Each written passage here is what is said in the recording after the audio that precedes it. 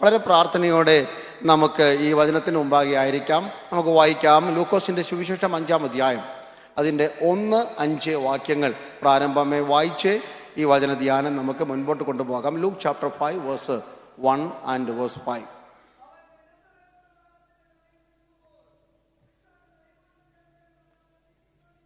മതി. ഹല്ലേലൂയ. ഒന്നാമത് നാം വായിച്ചത് യേശു ഗന്നസരേത്ത് തടാകക്കരയിൽ അല്ലെങ്കിൽ ഗലീല കടലിൻ്റെ തീരത്ത് നിൽക്കുമ്പോൾ വലിയൊരു പുരുഷാരം യേശുവിനെ തിക്കുന്നു, തിരക്കുന്നു. That means a great multitude gathered over there with one purpose, one solemn purpose, to hear the word of God.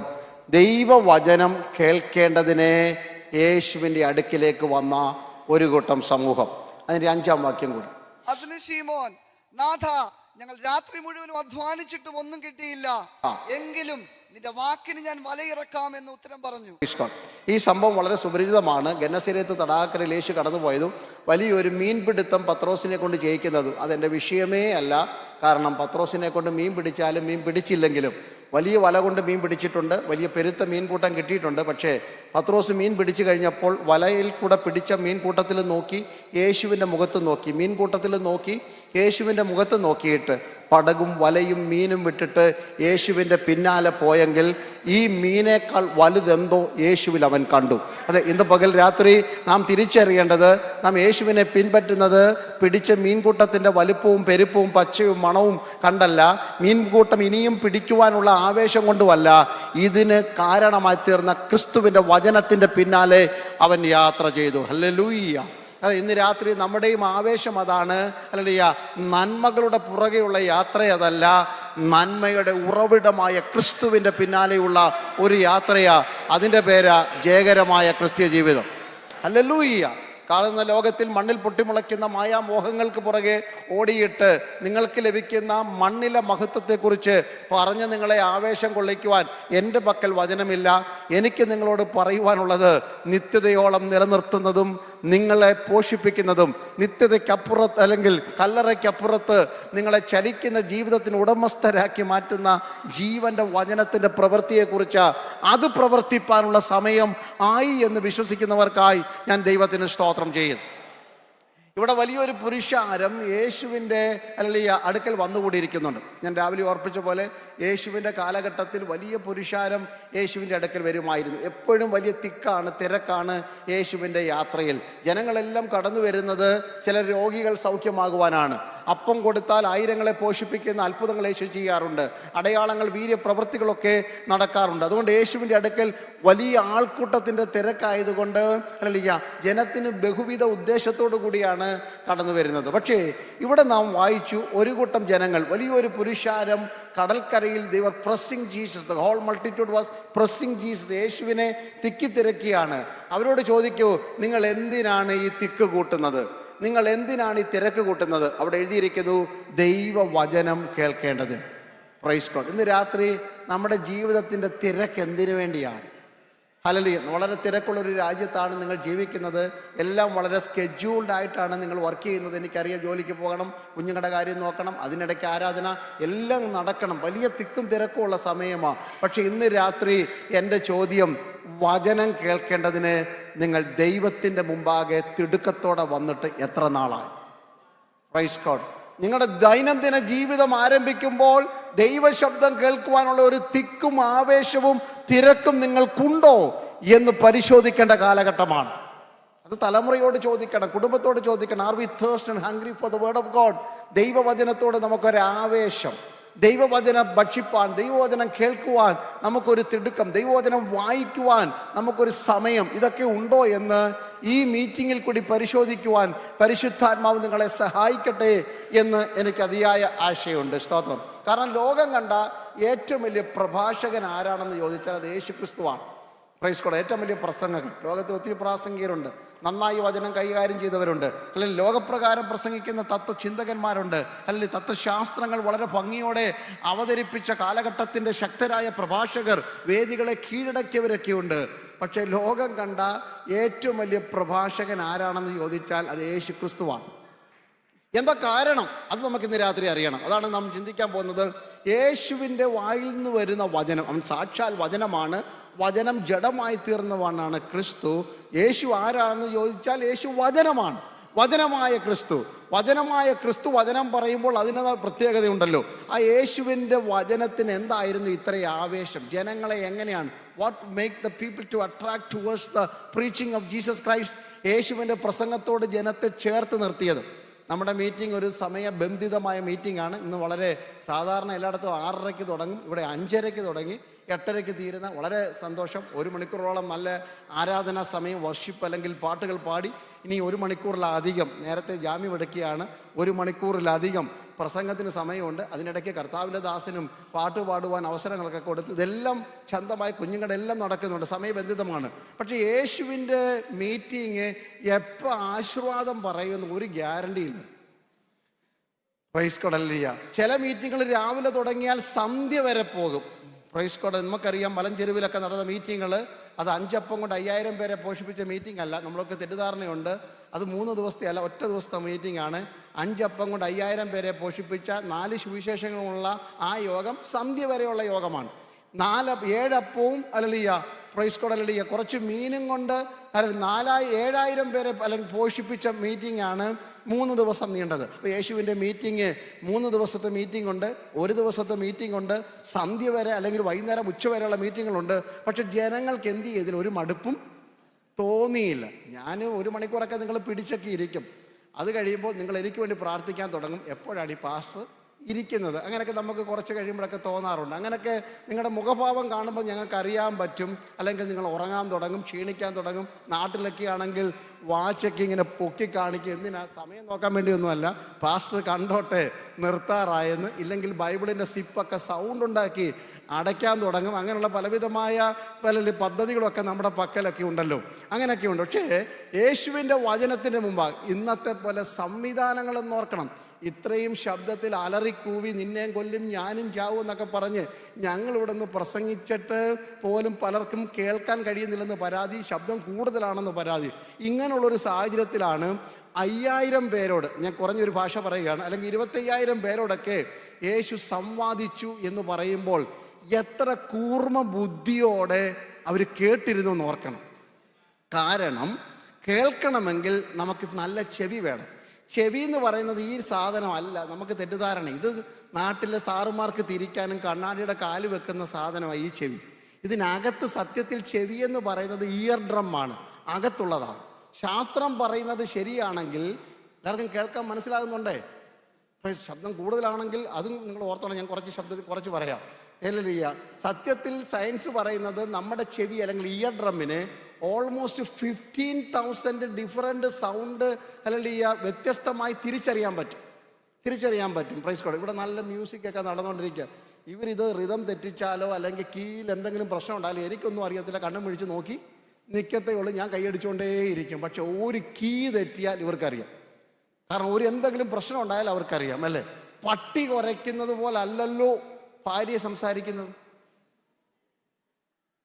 വ്യത്യസ്ത സൗണ്ട് അല്ലേ?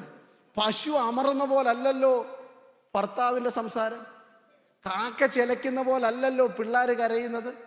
അല്ലേ? നാട്ടിലൊക്കെ ബൈക്ക് പോകുമ്പോൾ അതിൻ്റെ സൗണ്ട് കേട്ടിട്ട് ഏത് ബ്രാൻഡാന്ന് പറയുന്ന പിള്ളേരുണ്ട്, അല്ലേ? അല്ലേ? അപ്പം വ്യത്യസ്തമായ ശബ്ദങ്ങൾ, മൃഗങ്ങൾ, മനുഷ്യർ. ഇനി പാതിരാത്രി 12 മണിക്ക് ഒരു ഫോൺ കോൾ വരികയാണ്, സ്ക്രീനെ പോലും നോക്കുന്നില്ല. ഹലോ കുഞ്ഞമ്മയല്ലയോ? നമ്മൾ സ്ക്രീൻ കണ്ടില്ല, നമ്പർ കണ്ടില്ല, പക്ഷെ മനസ്സിലായത് ആരാ വിളിച്ചതെന്ന്. ഇതുപോലെ എത്ര പേരുടെ ശബ്ദം നിങ്ങൾക്കറിയാം കാണാതെ? അതിൻ്റെ അർത്ഥം എന്താ? നിങ്ങളുടെ ചെവിക്കകത്തൊരു സംവിധാനമുണ്ട്. അല്ലേ? വിവിധ ശബ്ദങ്ങൾ തരംതിരിച്ച് വ്യക്തികൾ ഇതൊക്കെ കേട്ട് അവരുടെ മുഖം അറിയാവുന്ന ഒരു സംവിധാനം ഉണ്ടെങ്കിൽ, ഒന്നും കൂടെ പറഞ്ഞാൽ സകല പാട്ടും തുടങ്ങുമ്പോഴേ നിങ്ങൾക്ക് അതിൻ്റെ ട്യൂൺ അറിയാം. സിയോൻ ഗീതാവലി മുഴുവൻ കാണാതെ അറിയുന്നവരുണ്ട്. ഇതൊക്കെ നിങ്ങൾക്ക് അറിയാവുന്ന എങ്ങനെയാ? ഇത് കേട്ട് നിങ്ങളുടെ ചെവിക്കകത്തൊരു സിസ്റ്റം ഉണ്ടെങ്കിൽ, ഞാൻ പറഞ്ഞു വന്നത് തമ്പുരാന്റെ ശബ്ദം കേൾക്കുന്ന ഒരു സംവിധാനം ഇതിനകത്തുണ്ട്. ലോകത്തിലുള്ള സകല മനുഷ്യരുടെയും ശബ്ദം നിങ്ങൾക്കറിയാം, സകല മൃഗത്തിൻ്റെ തരം തിരിച്ചറിയാം, സകല കാലാവസ്ഥകളുടെയും കാറ്റിൻ്റെയും കൊടുങ്കാറ്റിൻ്റെയും ഒക്കെ നിങ്ങൾക്ക് ശബ്ദം അറിയണമെങ്കിൽ എൻ്റെ പ്രിയൻ്റെ ശബ്ദം തിരിച്ചറിയുന്ന ഒരു സംവിധാനം ഈ ചെവിക്കകത്തുണ്ട്. അതുകൊണ്ട് യേശു പറഞ്ഞു, കേൾപ്പാൻ ചെവിയുള്ളവൻ കേൾക്കട്ടെ. ഹല്ലേലൂയ. യേശു പറയുന്നത് കേൾക്കുവാൻ ചെവിയുള്ളവൻ കേൾക്കട്ടെ. അത് തിരിച്ചറിഞ്ഞവരാ അബ്രഹാമിൻ്റെ വീടെന്നൊക്കെ പറഞ്ഞു കഴിഞ്ഞാൽ പത്തനംതിട്ട ജില്ല പോലാണ്. അല്ലല്ലേ? നമ്മുടെ വീട്ടിലെ പോലെ 5-6 പേരൊന്നും അല്ല. അല്ല, എന്നെ ആടും മാടുമായിട്ട് 318 അഭ്യാസികൾ തന്നെ ഉണ്ട് വീട്ടിൽ. അവിടെ എഴുതിയിരിക്കുന്നത് വീട്ടിൽ ജനിച്ച. അപ്പോൾ അവർ വീട്ടിൽ ജനിച്ച അഭ്യാസികളാണെങ്കിൽ അവൻ്റെ അപ്പനും അമ്മ എവിടെ ഉണ്ട്? അവൻ്റെ വീട്ടിലുണ്ട്. ഇനി നമ്മുടെ കൂട്ട് ഞാൻ പറഞ്ഞല്ലോ 5-6 മക്കളല്ല, 2-3 മക്കളും അല്ല, എത്ര ഇഷ്ടം പോലെ മക്കളുണ്ട്. ഇതെല്ലാം കൂടെ വീട്ടിലുണ്ട്. പിന്നെ അബ്രഹാമൻ അനവധി ദാസന്മാരും ദാസിമാരും ഉണ്ടായിരുന്നു. ബഹുസമ്പന്നനായിരുന്നു. കാടിൻ്റെയും മാടിൻ്റെയും ഒച്ചയെ അലർച്ച, ദാസന്മാരുടെ തിരക്ക്, ഈ അഭ്യാസികളുടെ അഭ്യാസം, ഇതിൻ്റെയൊക്കെ നടുവിലാണ് ഒരു 4 പേർ ഒച്ച വെച്ചാൽ നിങ്ങൾക്കൊരു ഫോൺ വിളിച്ചാൽ പോലും കേൾക്കത്തില്ല. കുഞ്ഞുങ്ങളൊക്കെ ഉള്ള വീട്ടിലറിയാമല്ലോ, ഫോൺ വിളിക്കുമ്പോൾ പറയും മക്കളെ ഒന്ന് മിണ്ടാതിരി, ഡാഡി ഒന്ന് വർത്തമാനം പറയട്ടെ. ഇത്രയും തിരക്കിനിടയിൽ, ഇത്രയും ബഹളത്തിനിടയ്ക്ക് അബ്രഹാമേ എന്ന് വിളിച്ചപ്പോൾ അടിയൻ ഇതാ എന്ന് അബ്രഹാം പറയണമെങ്കിൽ how much he was well tuned his years with the voice of God. അവൻ്റെ ചെവി ദൈവശബ്ദത്തിന് എത്രമാത്രം തുറന്നിരുന്നു. ജീവിതത്തിൻ്റെ തിരക്കുകളുടെ നടുവിൽ ദൈവം നിങ്ങളോട് സംസാരിക്കുന്നുണ്ട്. ഇന്ന് ഈ രാത്രി ഈ മീറ്റിങ്ങിൻ്റെ നടുവിൽ ദൈവം നിങ്ങളോട് സംസാരിക്കുന്നുണ്ട്. നിങ്ങളുടെ ജീവിതത്തിൻ്റെ പ്രതിസന്ധികളിൽ ദൈവം നിങ്ങളോട് സംസാരിക്കുന്നുണ്ട്. തുറന്ന ചെവിയുള്ളവർക്ക് ആ ദൈവശബ്ദം കേൾക്കാം. തുറന്ന ചെവിയുള്ളവർക്ക് ആ ദൈവശബ്ദം കേൾക്കാം. ജീവിതത്തിൻ്റെ സാഹചര്യങ്ങളുടെ നടുവിൽ അതിൻ്റെ ഒച്ചപ്പാടുകൾ എത്ര വലുതാണെങ്കിലും, ജീവിതത്തിൻ്റെ സമ്മർദ്ദങ്ങൾ അതിൻ്റെ പെരുപ്പം എത്ര വലുതാണെങ്കിലും, ജീവിതത്തിൻ്റെ വെല്ലുവിളികൾ അതിൻ്റെ വലിപ്പം എത്ര വലുതാണെങ്കിലും, കണ്ണിന് മുമ്പിൽ കാണുന്ന കാഴ്ചകൾ അതിൻ്റെ തിളക്കമോ അതിൻ്റെ ഭീതിയോ എത്ര വലുതാണെങ്കിലും, നിങ്ങളോട് പറഞ്ഞ വാക്കുകൾ അതിൻ്റെ കാഠിന്യം എത്ര വലുതാണെങ്കിലും, അതിൻ്റെ നടുവിൽ ഒരു തുറന്ന ചെവിയുള്ളവർക്ക് അരുമനാഥൻ്റെ ഇമ്പസ്വരം ഇന്ന് രാത്രിയും കേൾക്കാമെന്ന് ഞാൻ ആത്മാവിൽ ദൂത് പറഞ്ഞാൽ എത്ര പേര് അതിന് ആമേൻ പറയും? എൻ്റെ പ്രതിസന്ധിയുടെ നടുവിൽ ഇന്ന് രാത്രി എനിക്ക് കേൾക്കാം യേശുവിൻ്റെ ശബ്ദം. യേശുവിൻ്റെ ശബ്ദം കേൾക്കാൻ ചെവി തുറന്നിരിക്കണം.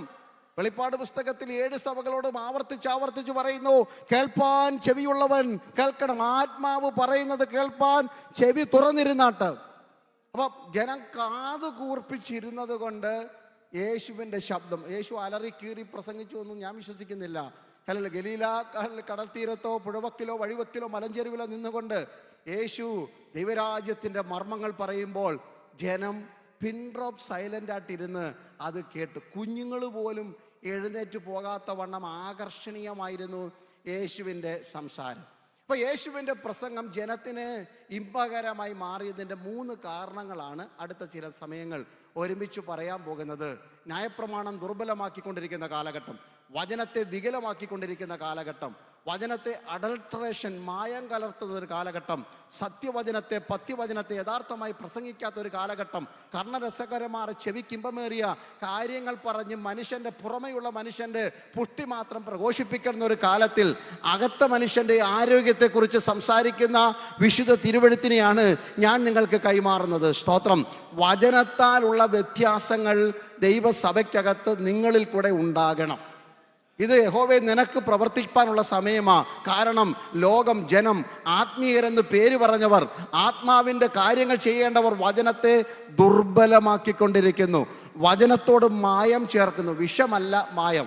വിഷം ചേർത്താൽ പെട്ടെന്നറിയാം, മായം ചേർത്താൽ അറിയത്തില്ല. ദൈവമക്കളെ, കാലപ്പഴക്കത്തിൽ പാലിനകത്ത് വിഷം ചേർത്തൊരു കുഞ്ഞിന് കൊടുത്താൽ പിറ്റേന്ന് രാവിലെ മരണം സംഭവിക്കാം. എന്നാൽ മായം ചേർത്താൽ കാലപ്പഴക്കത്തിൽ പുഷ്ടിക്ക് പകരം അസ്ഥികൂടമായി അസ്ഥിപരുവമായി മാറുന്നതിൻ്റെ കാരണം മായം ചേർക്കുകയാണ്.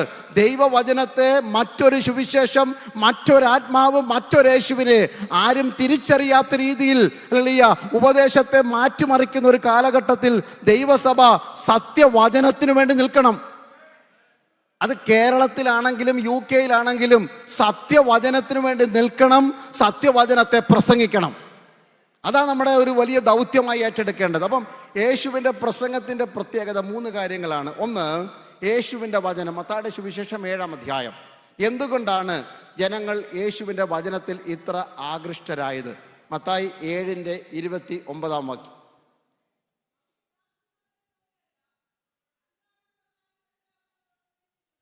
യേശുവിൻ്റെ വചനത്തെക്കുറിച്ച് ജനങ്ങൾ പറഞ്ഞ ഒന്നാമത്തെ അഭിപ്രായം, what made the people to be so attracted and so lovely hearing God's word?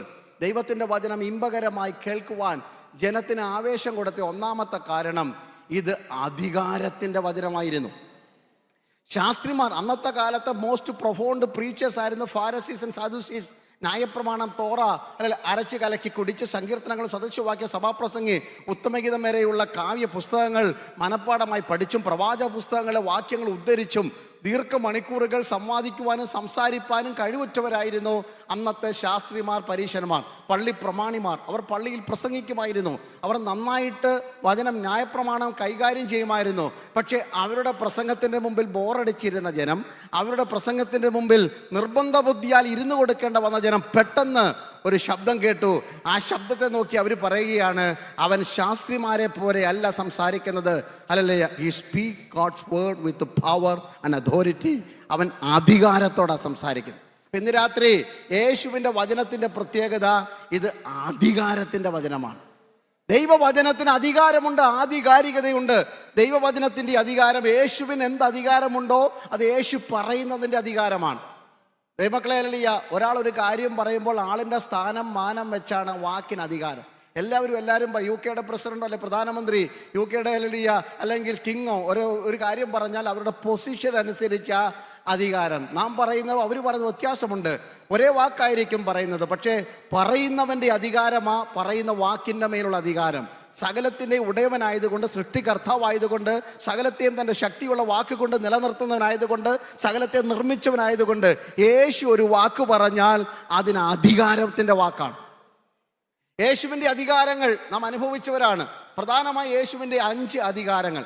Is ഓമിനിപൊട്ടൻ്റ് ആണ്, സർവശക്തനാണ്, സർവവ്യാപിയാണ്, സർവജ്ഞാനി, സർവസമ്പൂർണ്ണൻ, സൗന്ദര്യ സർവവുമാണെങ്കിലും നമ്മുടെ ജീവിതത്തിൽ ഇതെല്ലാം ചെയ്തു തരുന്ന യേശുവിൻ്റെ അധികാരത്തെ 5ആയിട്ട് നമുക്ക് ഡിവൈഡ് ചെയ്യാം. Never misunderstand me.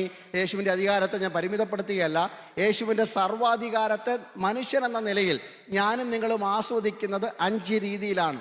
ലൂക്കോസിൻ്റെ സുവിശേഷം 8-ാം അധ്യായത്തിലും മത്തായിയുടെ സുവിശേഷം 9-ന്റെ 6-ാം ഈ 5 അധികാരങ്ങൾ നമ്മൾക്ക് കാണുവാൻ കഴിയും. ഒന്ന് മത്തായി 9-6 യേശുവിൻ്റെ 1-ാമത്തെ അധികാരം. തളർവാദം പിടിച്ച് പക്ഷപാത രോഗിയായി ഒരു മനുഷ്യനെ കിടക്കയിൽ യേശുവിൻ്റെ അടുക്കൽ കൊണ്ടുവരുന്നു. യേശു അവനോട് പറയുന്നു, ഹല്ലേലൂയ, നിന്റെ പാപങ്ങൾ മോചിച്ച് തന്നിരിക്കുന്നു, എഴുന്നേറ്റ് നിന്റെ കിടക്കയെടുത്ത് നടക്കാം. വളരെ രോഷാകുലരായി അവിടെ ഇരിക്കുന്ന ശാസ്ത്രിമാർ, പരീശന്മാർ, ജനങ്ങൾ ചോദിക്കുന്നു, എന്തധികാരത്തിലാണ് ഇവൻ ഈ സംസാരിക്കുന്നത്? യേശു അവരോട് പറഞ്ഞ മറുപടി, മനുഷ്യപുത്രന് ഭൂമിയിൽ പാപങ്ങൾ മോചിപ്പാൻ അധികാരമുണ്ട്. അന്ന് വരെ ആരും കേൾക്കാത്ത ഒരു പുതിയ തത്വം യേശു അവതരിപ്പിക്കുക. മനുഷ്യപുത്രന് പാപം മോചിപ്പാൻ അവകാശമുണ്ട്, അധികാരമുണ്ട്. ഇന്ന് രാത്രി യേശുവിൻ്റെ 1-ാമത്തെ അധികാരം നമ്മുടെ പാപം മോചിക്കുന്നു എന്നുള്ളതാണ്. വചനത്തിൽ വിശ്വസിക്കുന്ന ജനത്തിനറിയാം പാപബോധമുണ്ടാക്കുന്നതാണ് ദൈവവചനം. ദൈവവചന കേൾവി അത് ഞായറാഴ്ചയാണെങ്കിലും ഉപവാസ പ്രാർത്ഥനയ്ക്കാണെങ്കിലും കർത്താവിൻ്റെ തിരുമേശയുടെ മുമ്പിലാണെങ്കിലും സൺഡേ സ്കൂൾ ക്ലാസ്സിലാണെങ്കിലും സഹോദരിമാരുടെ മീറ്റിങ്ങിലാണെങ്കിലും യൂത്ത് ക്യാമ്പിലാണെങ്കിലും the hearing of God's word should convict you about your sin. പാപബോധം ഉണ്ടാക്കണം ദൈവവചനം. പാപത്തിൻ്റെ പുറത്ത് പാപം വെച്ച് കെട്ടുന്നതല്ല. ദൈവവചന കേൾവിയാൽ ജനത്തിന് കുറ്റബോധം ഉണ്ടാകണം. പാപബോധം ഉണ്ടാക്കാത്ത അല്ലെങ്കിൽ വചന കേൾവി അല്ല. ദൈവവചനം കേൾക്കുമ്പോഴാണ് നമ്മുടെ കുറ്റം നമുക്ക് ഓർമ്മ വരേണ്ടത്. ദൈവവചനം, അതുകൊണ്ടാണ് ഹോവേ ഹല്ലേലൂയ, തിരുവചനത്തിൻ്റെ അത്ഭുതങ്ങളെ കാണുവാൻ എൻ്റെ കണ്ണുകളെ തുറക്കണം. നാം അത്ഭുതങ്ങളെന്ന് കേൾക്കുമ്പോൾ ഉടനെ രോഗശാന്തി, ഭൂതശാന്തി, മുടന്തൻ സൗഖ്യമാകുന്നു, ചെകിടൻ കേൾക്കുന്നു, ഊമൻ സംസാരിക്കുന്നു, കുഷ്ഠരോഗി ശുദ്ധരായിത്തീരുന്നു, മരിച്ചവർ എഴുന്നേൽക്കുന്നു, അന്ത്യകാലത്ത് ഇതുവരെ കണ്ടിട്ടില്ലാത്ത അത്യത്ഭുത അടയാളങ്ങൾ നടക്കുന്നു. അതൊക്കെ ഉണ്ട് ദൈവമക്കൾ, ഇല്ലെന്ന് ഞാൻ പറഞ്ഞില്ല. ഞാനും വിശ്വസിക്കുന്നു, ഞാനും അതിൻ്റെ ഭാഗമാണ്. പക്ഷേ വചന കേൾവിയിൽ 1-ാമത് ഉണ്ടാകേണ്ടത് പാപബോധമാണ്. Price God, hallelujah. ഏത് വചനം നിങ്ങൾ കേൾക്കുമ്പോഴും നിങ്ങളുടെ ഉള്ളിൽ കുറ്റബോധം ഉണ്ടാകണം. എന്താണ് കുറ്റബോധം? ദൈവഹിതമില്ലാത്ത എന്തെങ്കിലും പറഞ്ഞിട്ടുണ്ടെങ്കിൽ വചനത്തിൽ കൂടി അത് ബോധ്യം വരെയാണ്. ദൈവദാസന്മാർ വചനം ശുശ്രൂഷിക്കുമ്പോൾ പാപബോധമുണ്ടാകണമെന്ന്. പഴയ കാലത്ത് അങ്ങനെ ആയിരുന്നു, കുറ്റബോധമുണ്ടാകണം. അതിനാ ദൈവസഭയ്ക്ക് പ്രവാചകന്മാരെ തന്നിരിക്കുന്നത്, അതിനാ ദൈവസഭയ്ക്ക് അപ്പോസ്തലന്മാരെ തന്നിരിക്കുന്നത്, അതിനാ ദൈവസഭയ്ക്ക് സുവിശേഷകന്മാരെ തന്നിരിക്കുന്നത്. Price God, hallelujah. നമ്മൾ വിചാരിക്കുന്ന പാപബോധം ഉണ്ടാകേണ്ടത് പുറത്തു പോയിട്ട് തെരുക്കോണിൽ നിന്നുകൊണ്ട് നാട്ടിലെ പരസ്യയോഗത്തിൽ കാലം തികഞ്ഞു, ദൈവരാജ്യം സമീപിച്ചിരിക്കാൻ മാനസാന്തരപ്പെട്ട് സുവിശേഷത്തിൽ വിശ്വസിക്കുക എന്ന് പറയാൻ വേണ്ടിയാണ്. അല്ല, ദൈവസഭയ്ക്ക് മാനസാന്തരം വേണം. Are you with me? എൻ്റെ കൂടെ ഉണ്ടേ? ദൈവസഭയ്ക്കകത്ത് മാനസാന്തരം വേണം. കാരണം മാനസാന്തരത്തിന് 2 ഘട്ടങ്ങളുണ്ട്. അതാണ് ഞാൻ പറയാൻ വന്നത്. മാനസാന്തരത്തിന് 2 ഘട്ടങ്ങളുണ്ട്. ഒന്ന്, the repentance that leads to salvation, രക്ഷയിലേക്ക് നയിക്കുന്ന മാനസാന്തരം.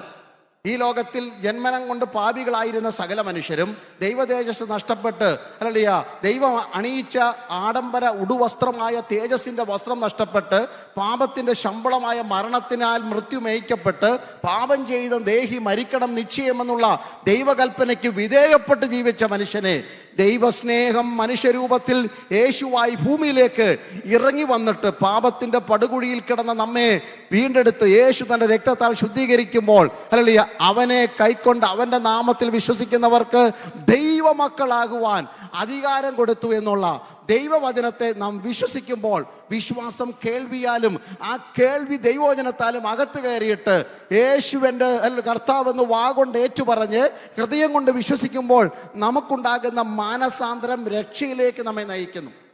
അതാണ് രക്ഷയിലേക്ക് നയിക്കുന്ന മാനസാന്തരം, the repentance that leads to salvation. അത് അനുഭവിച്ച ദൈവമക്കളാണ് ഇവിടെ ഇരിക്കുന്നത്. അത് ആഘോഷിക്കുന്നവരാണ് ദൈവമക്കൾ. അതിൻ്റെ സന്തോഷമാണ് നമ്മുടെ മുഖത്ത് കാണുന്നത്. അല്ല, ഒരു സുവിശേഷകൻ എന്ന നിലയിൽ ആരെങ്കിലും ഇന്ന് രാത്രി ഇന്ന് വരെ ഈ രക്ഷയുടെ സന്തോഷം അനുഭവിച്ചിട്ടില്ലെങ്കിൽ, അല്ല, നിങ്ങൾ ഓൺലൈനിൽ കൂടോ ഇതിനകത്തോ വാച്ച് ചെയ്യുന്നെങ്കിൽ, സുവിശേഷക നിലയിൽ എൻ്റെ ദൗത്യം ഓർപ്പിക്കുന്നു.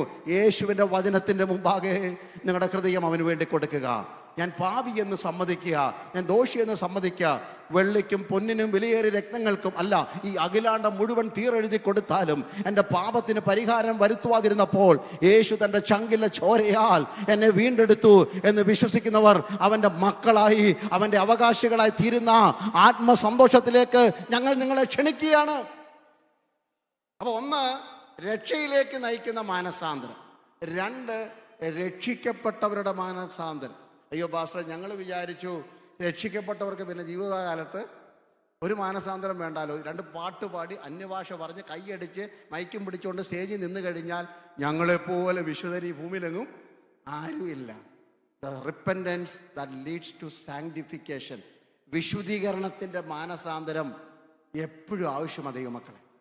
അധികാരത്തിൻ്റെ വചനം യേശു പറയുന്നതിൻ്റെ കാരണം ശാസ്ത്രിമാരെയും പരീശന്മാരെയും അക്കാലത്തെ പുരോഹിതന്മാരെ മുഖത്ത് വിരൽ ചൂണ്ടിയിട്ട് നിങ്ങൾ കപടഭക്തിക്കാരാണെന്ന് യേശു പറഞ്ഞതിൻ്റെ കാരണം അവർക്ക് പ്രസംഗിക്കാൻ അറിയാഞ്ഞിട്ടോ വചനം അറിയാഞ്ഞിട്ടോ അല്ല, അവരുടെ അകത്ത് കുടികൊണ്ടിരുന്ന പാപത്തിൻ്റെ വിഷത്തെ അവർ ഉപേക്ഷിക്കാതെ അവർ അതിൻ്റെ മുകളിൽ ആത്മീയം കെട്ടിപ്പൊക്കിയത് കൊണ്ടാ യേശു പറഞ്ഞത് നിങ്ങൾ മാനസാന്തരപ്പെടണം. അതിൻ്റെ ബൈബിൾ ഭാഷയാ bear fruit worthy of repentance. മാനസാന്തരത്തിന് യോഗ്യമായ, മാനസാന്തരപ്പെട്ടെങ്കിൽ അതിൻ്റെ തെളിവ് ഇന്നലെ രാത്രി നാം കേട്ടതാണ്. മാനസാന്തരപ്പെട്ടവർ ഫലം കായ്ക്കണം. ഇനിയും ഇന്നലെ രാത്രി കേട്ട വചനം ഓർമ്മയുണ്ടല്ലോ അല്ലയ്യ, ഫലം കായ്ക്കുക മാത്രമല്ല അധികം ഫലം കായ്ക്കണം. So you can bear fruit. Everybody in this world they will bear mere fruit, but we need to bear much fruit. അധികം ഫലം കായ്ക്കണം. പ്രൈസ് ഗോഡ് അല്ലേ. സഭായോഗത്തിലിരുന്ന് കൈയടിക്കാൻ ഭയങ്കര സന്തോഷം, അത് ഫലം കായ്ക്കുക. ചിലവർ കൈ അടിക്കത്തുമില്ല, ചിലർ കൈയും കെട്ടിയിരിക്കും, അത് ഫലം കായ്ക്കുന്നില്ല, നമുക്കറിയാം. എന്നാൽ കൂട്ടത്തിൽ പാടാനും എല്ലാവരും പാസ്റ്റർമാരൊക്കെ വന്ന് സഹായിക്കാനും എല്ലാ ആളും പേരും ഒക്കെ ഉള്ളപ്പോൾ ഒരു ആത്മീയം, അത് ഫലം കായ്ക്കുന്ന.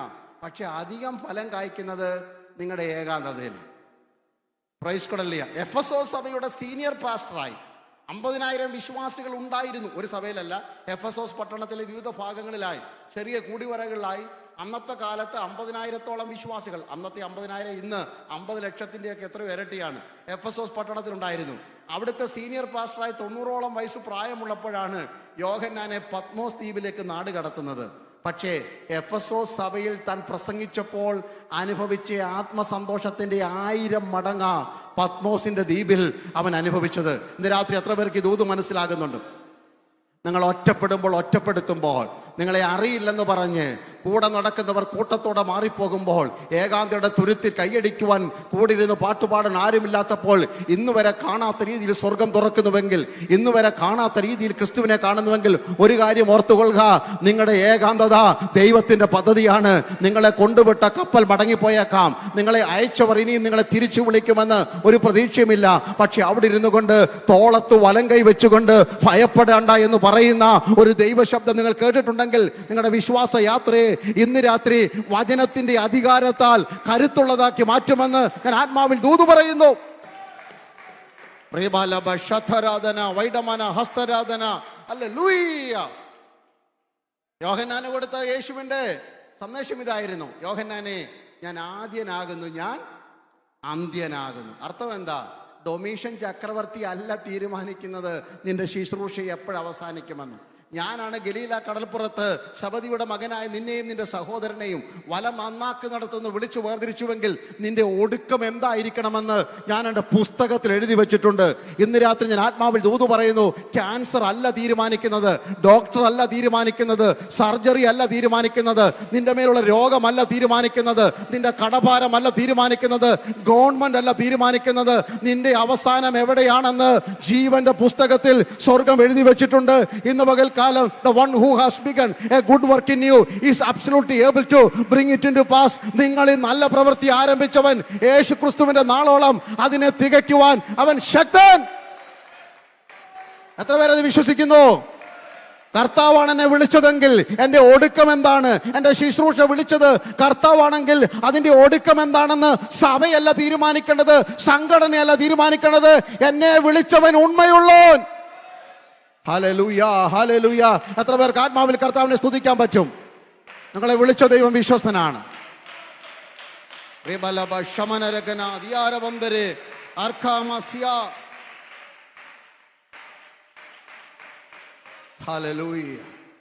പ്രിയരെ, ഞാനും നിങ്ങളും അനുഭവിച്ച കഷ്ടതയുടെ 100 അനുഭവിച്ച പലരും ഇന്ന് വിശ്വാസത്തിലില്ല. എല്ലാവർക്കും മനസ്സിലാകുന്നുണ്ടോ? ഞാനും നിങ്ങളും കടന്നുപോയ പ്രതിസന്ധികളുടെ, വേദനകളുടെ അയൽവക്കത്തെത്തിയ എത്രയോ പേര് സുവിശേഷത്തോട് മുഖം തിരിച്ച് നടന്നുപോയി. എത്രയോ പേര് ശുശ്രൂഷയിൽ നിന്ന് പുറത്തുപോയി. പക്ഷെ ഇന്നും എനിക്കും നിങ്ങൾക്കും പാടാൻ പറ്റുന്നുണ്ടെങ്കിൽ അതിൻ്റെ രഹസ്യം, ദാനിയേലിന്റെ പുസ്തകത്തിൽ നിങ്ങൾക്കറിയാമല്ലോ ഒരു സംഭവം. 3 എബ്രായ ബാലന്മാർ, ഹനനിയ, മീശായേൽ, അസരിയ, അല്ലെങ്കിൽ നമുക്കറിയാവുന്ന ശദ്രക്ക്, മേശക്ക്, അബേദ്നെഗോ, തീച്ചൂളയ്ക്കകത്തേക്ക് വലിച്ചെറിയുന്നൊരു കാഴ്ചയുണ്ട്. സംഭവ കഥ പറഞ്ഞ് നിങ്ങളെ ആവേശം കൊള്ളിക്കുകയല്ല എൻ്റെ വിഷയം. ഞാൻ അവിടുത്തെ ദൂത് കൈമാറുകയാണ്. പ്രൈസ് കൊടല്യ. ദൂരാ സമഭൂമിയിൽ ഉയർത്തിപ്പൊക്കിയ 300 മുഴമുള്ള തിളങ്ങുന്ന സ്വർണ്ണ ബിംബത്തിന്റെ മുമ്പിൽ തലവണക്കണമെന്ന് സകല വാദ്യസ്വരങ്ങളും ഒരുമിച്ച് വായിക്കുമ്പോൾ അവർ തലകുലയ്ക്ക് സമ്മതിക്കാതെ, ഇതിനേക്കാൾ തിളക്കമുള്ളൊരു തേജസ്സിന്റെ ഉടയവരെ ഞങ്ങൾക്കറിയാം, 300 മുഴമല്ല, സ്വർഗാദി സ്വർഗങ്ങൾ കടക്കുവാൻ കഴിയാത്ത അത്യുന്നതന്റെ മക്കളാണ് ഞങ്ങളെന്ന ഉൾബോധം അകത്ത് കയറിയപ്പോൾ അവർ അതിനോട് സ്നേഹത്തിന്റെ ഭാഷയിൽ അവർ മുഖം തിരിച്ചിട്ട് തീച്ചുളയിലേക്ക് വലിച്ചെറിയുവാൻ നിന്നുകൊടുത്തവരാണ്. അവിടെ വായിക്കുന്നത് ഇങ്ങനെയാണ്: ഇവരെ 3 പേരെയും കയ്യും കാലും കെട്ടി അവരുടെ വസ്ത്രത്തോടു കൂടെ, അല്ലെങ്കിൽ ബലശാലികളായ നെബൂഖദ്നേസറിന്റെ പടയാളികൾ, പട്ടാളക്കാരാണ്, ബലശാലികളാണ്, ഇവരെ എടുത്തുകൊണ്ട് പോയെന്നാണ് പറയുന്നത്. അവിടെ കൊണ്ടുപോയി ഇവരെ വലിച്ചെറിഞ്ഞു. അവിടെ ഇങ്ങനെ വായിക്കുന്നു, പ്രൈസ് കൊടല്യ, തീച്ചൂളയുടെ ചൂട് 7 മടങ്ങ് കഠിനമാകിയാലും രാജാവിന്റെ കൽപ്പന പ്രബലമാകിയാലും അവരെ തീയിലേക്ക് വലിച്ചവർ, എറിഞ്ഞവർ കരിഞ്ഞു പോയത്. Price the Lord. ആരാ കരിഞ്ഞു പോയത്? തീച്ചൂളയ്ക്കകത്ത് വീണവരുടെ കാര്യമല്ല പറയുന്നത്. തീച്ചൂളയുടെ കരയ്ക്ക് എത്രയോ ദൂരെ നിന്നുകൊണ്ട് ആട്ടി ആട്ടി വലിച്ചെറിഞ്ഞവർ കരിഞ്ഞു പോയപ്പോൾ അകത്ത് വീണവരോ? ഓ റാബാ ഷാഥരാധൻ. എൻ്റെ ഹൃദയം നന്ദി കൊണ്ട് നിറയുന്നു. പ്രൈസ് കടലിയ. അകത്ത് വീണവർ കെട്ടഴിഞ്ഞ് നടക്കുന്നു. എന്താ നെബൂഖദ്നേസർ പറഞ്ഞ പദമാണ്. വിശ്വാസയാത്രയിൽ എനിക്ക് എത്രയോ പ്രാവശ്യം കഴിഞ്ഞ 32 വർഷമായി വചനം പ്രസംഗിക്കുന്നു. പരിശുദ്ധാത്മാവ് എൻ്റെ ഹൃദയത്തെ സന്തോഷിപ്പിച്ചതാണ്. നെബൂഖദ്നേസർ പറഞ്ഞു, നമ്മൾ 3 പേരെയല്ലയോ അകത്തിട്ടത്, നമ്മൾ 3 പേരെയല്ലയോ അകത്തിട്ടത്, ഇപ്പോൾ ഒരുത്തിനെ കാണുന്നു, 4മതൊരുവൻ. ഓ രാബാലബാസ്, താങ്ക് യു ജീസസ്. ഞങ്ങളുടെ വീട്ടിൽ 5 പേരാ, ഞാനും എൻ്റെ ഭാര്യയും 3 മക്കളും. ജീവിതത്തിൻ്റെ വിശ്വാസയാത്രയിൽ എത്രയോ പ്രാവശ്യം തീച്ചുളയുടെ അനുഭവങ്ങൾ. അപ്പോഴൊക്കെ ഞങ്ങൾ കണ്ട ഒരു 6മൻ ഇറങ്ങി വരുന്നത്. ഇന്ന് രാത്രി വിളിച്ചു പറഞ്ഞാട്ടെ, കുടുംബത്തിൻ്റെ പേര് പറഞ്ഞ്, സഭയുടെ പേര് പറഞ്ഞ്, കുഞ്ഞുങ്ങളുടെ എണ്ണം പറഞ്ഞ്, ഒരു 4മൻ, ഒരു 3മൻ, ഒരു 6മൻ സ്വർഗ മഹിമകളെ വെടിഞ്ഞ് നിന്റെ അഗ്നി ചൂളയ്ക്കകത്ത് ഇറങ്ങി നിൽക്കുന്ന കാഴ്ച വിശ്വാസത്തോടെ കണ്ട് എത്ര പേർ കർത്താവിന് സ്തോത്രം ചെയ്യും? Thank you Jesus.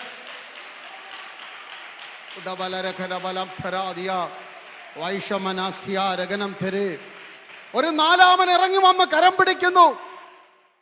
Price the Lord. തീ കെടുത്തുകയല്ല, തീയുടെ ബലം കെടുത്തുന്നതാ ദൈവത്തിന്റെ പദ്ധതി. സിംഹത്തെ കൊല്ലുകയല്ല, സിംഹത്തിന്റെ വായടയ്ക്കുന്നതാ. എബ്രായലേഖനം 11-ാം അധ്യായത്തിന്റെ 33-ാം വാക്യം വായിക്കുമ്പോൾ നിങ്ങൾക്ക് അതിന്റെ അർത്ഥം മനസ്സിലാകും. വിശ്വാസത്താൽ അവർ തീയുടെ ബലം കെടുത്തി, വിശ്വാസത്താൽ അവർ സിംഹത്തിന്റെ അടച്ചു, വിശ്വാസത്താൽ അവർ അന്യന്മാരുടെ സൈന്യങ്ങളെ ഓടിച്ചു, വിശ്വാസത്താൽ അവർ നീതി നടത്തി രാജ്യങ്ങളെ കീഴ്പ്പെടുത്തി, വിശ്വാസത്താൽ വാളിന്റെ വായ്ത്തലയ്ക്ക് തെറ്റിപ്പോയി. എന്താ കാരണം? വിശ്വാസത്തിന്റെ പ്രവൃത്തി ഹല്ലേലൂയ നിങ്ങളിൽ വചനത്താൽ വെളിപ്പെടുമ്പോൾ ശത്രുവിന്റെ പദ്ധതികളുടെ മുനയാണ് നിങ്ങൾ ഓടിക്കുന്നത്.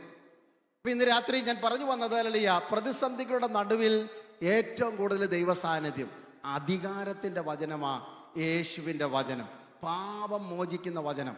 അതുകൊണ്ടാണ് യേശുവിന്റെ വചനം ജനത്തെ ആകർഷിച്ചത്. മാനസാന്തരത്തിലേക്ക് ജനം കടന്നു വരണം വചനത്താൽ. ഞാൻ പറഞ്ഞല്ലോ, രാവിലെ ഓർപ്പിച്ചു അല്ലെങ്കിൽ എൻ്റെ മെസ്സേജ് 2-3 മണിക്കൂർ പ്രസംഗിച്ചാൽ കുഴപ്പമില്ല, പക്ഷേ എപ്പോൾ തീരുന്നു അവിടെ ഞാൻ അങ്ങ് നിർത്തും. കാരണം 3 പോയിന്റ് 7 പോയിന്റ് ഒന്നും നിങ്ങൾ വിഷമിക്കേണ്ട, ബാക്കി എന്താണെന്ന് പിന്നീട് എപ്പോഴെങ്കിലും ഓർപ്പിക്കാം. അല്ല, യേശുവിൻ്റെ വചനം മാനസാന്തരത്തിലേക്ക് നയിക്കുമായിരുന്നു. മാനസാന്തരത്തിന് 2 വശമുണ്ടെന്ന് ഓർപ്പിച്ചു. ഒന്ന് ശുദ്ധീകരണത്തിനായുള്ള മാനസാന്തരമാണ് ഇപ്പോൾ ഞാൻ പറഞ്ഞു വരാം. അത് ദൈനംദിനം വേണം. ശുദ്ധീകരണം നടക്കുന്നത് വചനത്താലാണ്. ഇന്നലെ വായിച്ച യോഹന്നാൻ സുവിശേഷം വായിച്ചു. യോഹന്നാൻ 15-ാം അധ്യായത്തിൽ ഞാൻ നിങ്ങളോട് സംസാരിച്ച വചനം നിമിത്തം ഇപ്പോൾ നിങ്ങൾ ആരാകുന്നു? ശുദ്ധിയുള്ളവരാകും. നമുക്ക് ഏറ്റവും ഇഷ്ടമുള്ളത് സന്തോഷിപ്പിച്ച വചനം. ഞാൻ പറഞ്ഞു, ഞാൻ പാസനേജിലാണ് ജനിച്ചു വളർന്നതെന്നും അല്ല, അതുകൊണ്ട് രാവിലെ പായിടുന്ന ജോലി എൻ്റെ ആയിരുന്നു. ചെറുപ്രായത്തിൽ പാസനേജിൽ പായിടും. അങ്ങനെ പായിട്ട് വരുമ്പോൾ ചില സ്ഥലത്ത് വരുമ്പോൾ ഇന്ത്യയുടെ മാപ്പ് പോലെ ചിലയിടത്തൊന്നും പായുടെ വള്ളി ഇല്ല. മൂപ്പന്മാർ സന്തോഷിപ്പിച്ച വചനത്തിന് അടയാളം വെക്കുന്നു. ഓരോ ഞായറാഴ്ചയും സഭായത്തിന് വരുമ്പോൾ സാക്ഷ്യത്തിനകത്ത് പ്രബോധിപ്പിക്കേണ്ടതിന് സന്തോഷിച്ച വചനം വേണമല്ലോ. അപ്പോൾ അതെടുത്തിട്ട് അന്നത്തെ കാലത്ത് ബുക്ക് മാർക്കൊന്നും ഇല്ലാത്തതുകൊണ്ട് പായുടെ വള്ളി മുറിച്ചിട്ടാണ് അടയാളം വെക്കുന്നത്. അങ്ങനെ ഒരു സ്ഥലം മുഴുവൻ ഇങ്ങനെ ഇന്ത്യയുടെ മാപ്പ്, ആഫ്രിക്കയുടെ മാപ്പ്, ഇങ്ങനെയൊക്കെ നമുക്ക് യൂറോപ്പിൻ്റെ പടമൊക്കെ ഇങ്ങനെ കാണാൻ കഴിയും. ഓർമ്മയില്ലേ പഴയ സഭകളൊക്കെ? വെള്ള പെയിന്റ്, നീല ജനലും ഒക്കെ ഉള്ളത്, ഭിത്തിയിലൊക്കെ എണ്ണ ഇങ്ങനെ വട്ടത്തിൽ, കാരണം അപ്പച്ചന്മാർ ചാരിയിരിക്കുമ്പോൾ എണ്ണയുടെ പാടൊക്കെ ഉള്ളതല്ലേ. അതൊക്കെ ഭയങ്കരമൊക്കെ നൊസ്റ്റാൾജി അല്ല. നിങ്ങൾ ഈ പറയുന്ന നാടും വീടും പറങ്ങാവും പ്ലാവും ചക്കയും മാങ്ങുമല്ല, ഇങ്ങനെ സഭയ്ക്കകത്തും എന്തോ ഒരു സന്തോഷമായിരുന്നു അല്ല. ദിനം എന്നൊക്കെ പാടി തുടങ്ങിക്കഴിഞ്ഞാൽ 2 മണി വരെയൊക്കെ പാട്ട് പോകുമായിരുന്നു. മറന്നുപോയതൊക്കെ ആവേശമല്ലായിരുന്നു. ഒരു തമ്പേറും ഒരു ഭൂതം കുലുക്കി എന്ന് പറയുന്ന ഒരു സാധനം ഉണ്ടായിരുന്നു ഇങ്ങനെ കറക്കുന്നത്, അല്ലെങ്കിൽ ഒരു ടാമറും ഒക്കെ മതിയെന്നല്ലേ ദൈവദാസന്. അതൊക്കെ മതിയായിരുന്നു. ജനങ്ങൾ ആവേശത്തോടെ ദൈവത്തെ ആരാധിക്കുന്ന ഒരു കാലഘട്ടം ഉണ്ടായിരുന്നു. അപ്പം ഞാൻ പറഞ്ഞത്, അപ്പോൾ സാക്ഷ്യത്തിന് എല്ലാവരും ഇവിടെ ഇരിക്കുന്ന മിക്കവാറും പേർക്ക് ഒരു അവസരം കിട്ടിയ സാക്ഷ്യം പറയുന്നത് കഴിഞ്ഞ ആഴ്ച എന്നെ അവരൊക്കെ പറഞ്ഞോട്ടെ, ഞാനല്ല നിങ്ങളാ പറഞ്ഞത്. അപ്പം കഴിഞ്ഞ ആഴ്ച എന്നെ സന്തോഷിപ്പിച്ച വചനം. ഇന്ന് വരെ ആരും പറയുന്നത് കേട്ടിട്ടില്ല കഴിഞ്ഞ ആഴ്ച എന്നെ ശുദ്ധീകരിച്ച വചനം. This is the right time. യഹോവ, ഇത് നിനക്ക് പ്രവർത്തിക്കാനുള്ള സമയമാണ്, വചനത്താലുള്ള ശുദ്ധീകരണത്തിന്റെ സമയം. കഴിഞ്ഞ ഒരാഴ്ച എനിക്ക് പാപബോധം വരുത്തി ഈ വചനമാണ്. കഴിഞ്ഞ ആഴ്ച ഞാൻ പ്രാർത്ഥിച്ചപ്പോൾ ഈ വചനം എന്നോട് സംസാരിച്ചു. 6-ാം മാസത്തിൽ നടക്കുന്ന വിടുതലിനെ കുറിച്ചോ 9-ാം മാസത്തിൽ നടന്ന അത്ഭുതത്തെ കുറിച്ചല്ല എന്നോട് സംസാരിച്ചു. നിത്യത നഷ്ടപ്പെടുത്തുന്ന ഒരു സ്വഭാവം നിന്നിലുണ്ട്, അതിനെ തായ്വേരോടെ മുറിച്ചു കളയുന്ന ഒരു വചനം എന്നോട് ഇടപെട്ടു. Price the Lord. കൈ ഇടർച്ച വരുത്തിയാൽ വെട്ടിക്കളക, കാല് നിനക്ക് ഇടർച്ച വരുത്തിയാൽ മുറിച്ചു കളക, കണ്ണിടർച്ച വരുത്തിയാൽ ചൂഴ്ന്നു കളക.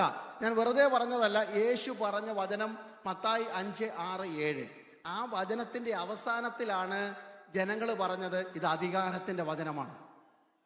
ക്രൈസ്ത, ഇത് സോപ്പിടുന്ന വചനമല്ല. മത്തായി 5 നിങ്ങൾക്കറിയാം, ആരാണ് ഭാഗ്യവാന്മാരെന്നുള്ള ചിത്രം കൊടുത്തിട്ട് അതുകൊണ്ട് എങ്ങനെ പ്രാർത്ഥിക്കണം, എങ്ങനെ പ്രാർത്ഥിക്കരുത്, എങ്ങനെ ഉപവസിക്കണം, എങ്ങനെ ഉപവസിക്കരുത്, എങ്ങനെ ഭിക്ഷ കൊടുക്കണം, എങ്ങനെ കൊടുക്കരുത്, കണ്ണ് എന്തായിരിക്കണം, ചെവി എന്തായിരിക്കണം, നിങ്ങളുടെ പ്രാർത്ഥന രീതികൾ എന്തായിരിക്കണം, ഇത്യാദി വിഷയങ്ങളൊക്കെ യേശു പറഞ്ഞിട്ട്, ഞാൻ നിങ്ങളോട് സംസാരിച്ച് ഈ വചനങ്ങളെ നിങ്ങൾ കേട്ട് അനുസരിക്കുന്നവരാണെങ്കിൽ നിങ്ങളുടെ ആത്മീയ ജീവിതം പാറമേൽ അടിസ്ഥാനം വിട്ട വീട് പോലെയും, അല്ല കേട്ടിട്ട് മറന്നു പോകുന്നവരാണെങ്കിൽ മണ്ണിൽ കെട്ടിപ്പൊക്കിയ വീട് പോലെയുമായിരിക്കും എന്നൊക്കെ യേശു പറഞ്ഞതിൻ്റെ അവസാനം ആണ് ഈ ശാസ്ത്രിമാരും പരീശന്മാരുടെയും പ്രസംഗം കേട്ട് തഴമ്പിച്ച ജനം പറഞ്ഞത് ഇവൻ ശാസ്ത്രിമാരെയും പരീശന്മാരെയും പോലല്ല. അതിനകത്ത് എവിടെങ്കിലും മത്തായി 5:6-7 എവിടെങ്കിലും രോഗശാന്തിയെക്കുറിച്ച് പറഞ്ഞു? ഞാൻ പറഞ്ഞല്ലോ, തെറ്റിദ്ധരിക്കരുത്, ആ ഭാഗം നമുക്ക് നന്നായിട്ടറിയാം. എവിടെങ്കിലും അല്ലല്ല അനുഗ്രഹത്തെക്കുറിച്ചോ വീട് പണിയുന്നതിനെ കുറിച്ചോ പറഞ്ഞു? ഒന്നും പറഞ്ഞില്ലല്ലോ. നന്നാകുന്ന വചനം കേട്ടപ്പോഴാണ് ജനം പറഞ്ഞത് ഇത് അധികാരത്തിന്റെ വചനമാണ്. ഇന്ന് രാത്രി എന്നെ കേൾക്കുന്ന വാത്സല്യ ദൈവസഭയെ, ദൈവമക്കളെ, നിങ്ങൾ കേൾക്കണം. ശുദ്ധീകരിക്കുന്ന വചനം. ശുദ്ധീകരിക്കുന്ന വചനം എന്താണെന്ന് അറിയണം. നമ്മുടെ ജീവിതയാത്രയിൽ ഞാൻ പോകുന്ന പോക്ക് നടപ്പ് ശരിയല്ല. സങ്കീർത്തനങ്ങൾ എഴുതി ചിട്ടപ്പെടുത്തിയപ്പോൾ ഞാൻ കഴിഞ്ഞ ആഴ്ച എൻ്റെ സഭയിൽ പ്രസംഗിച്ച പ്രസംഗത്തിനൊരു ഭാഗമായിരുന്നു അത്.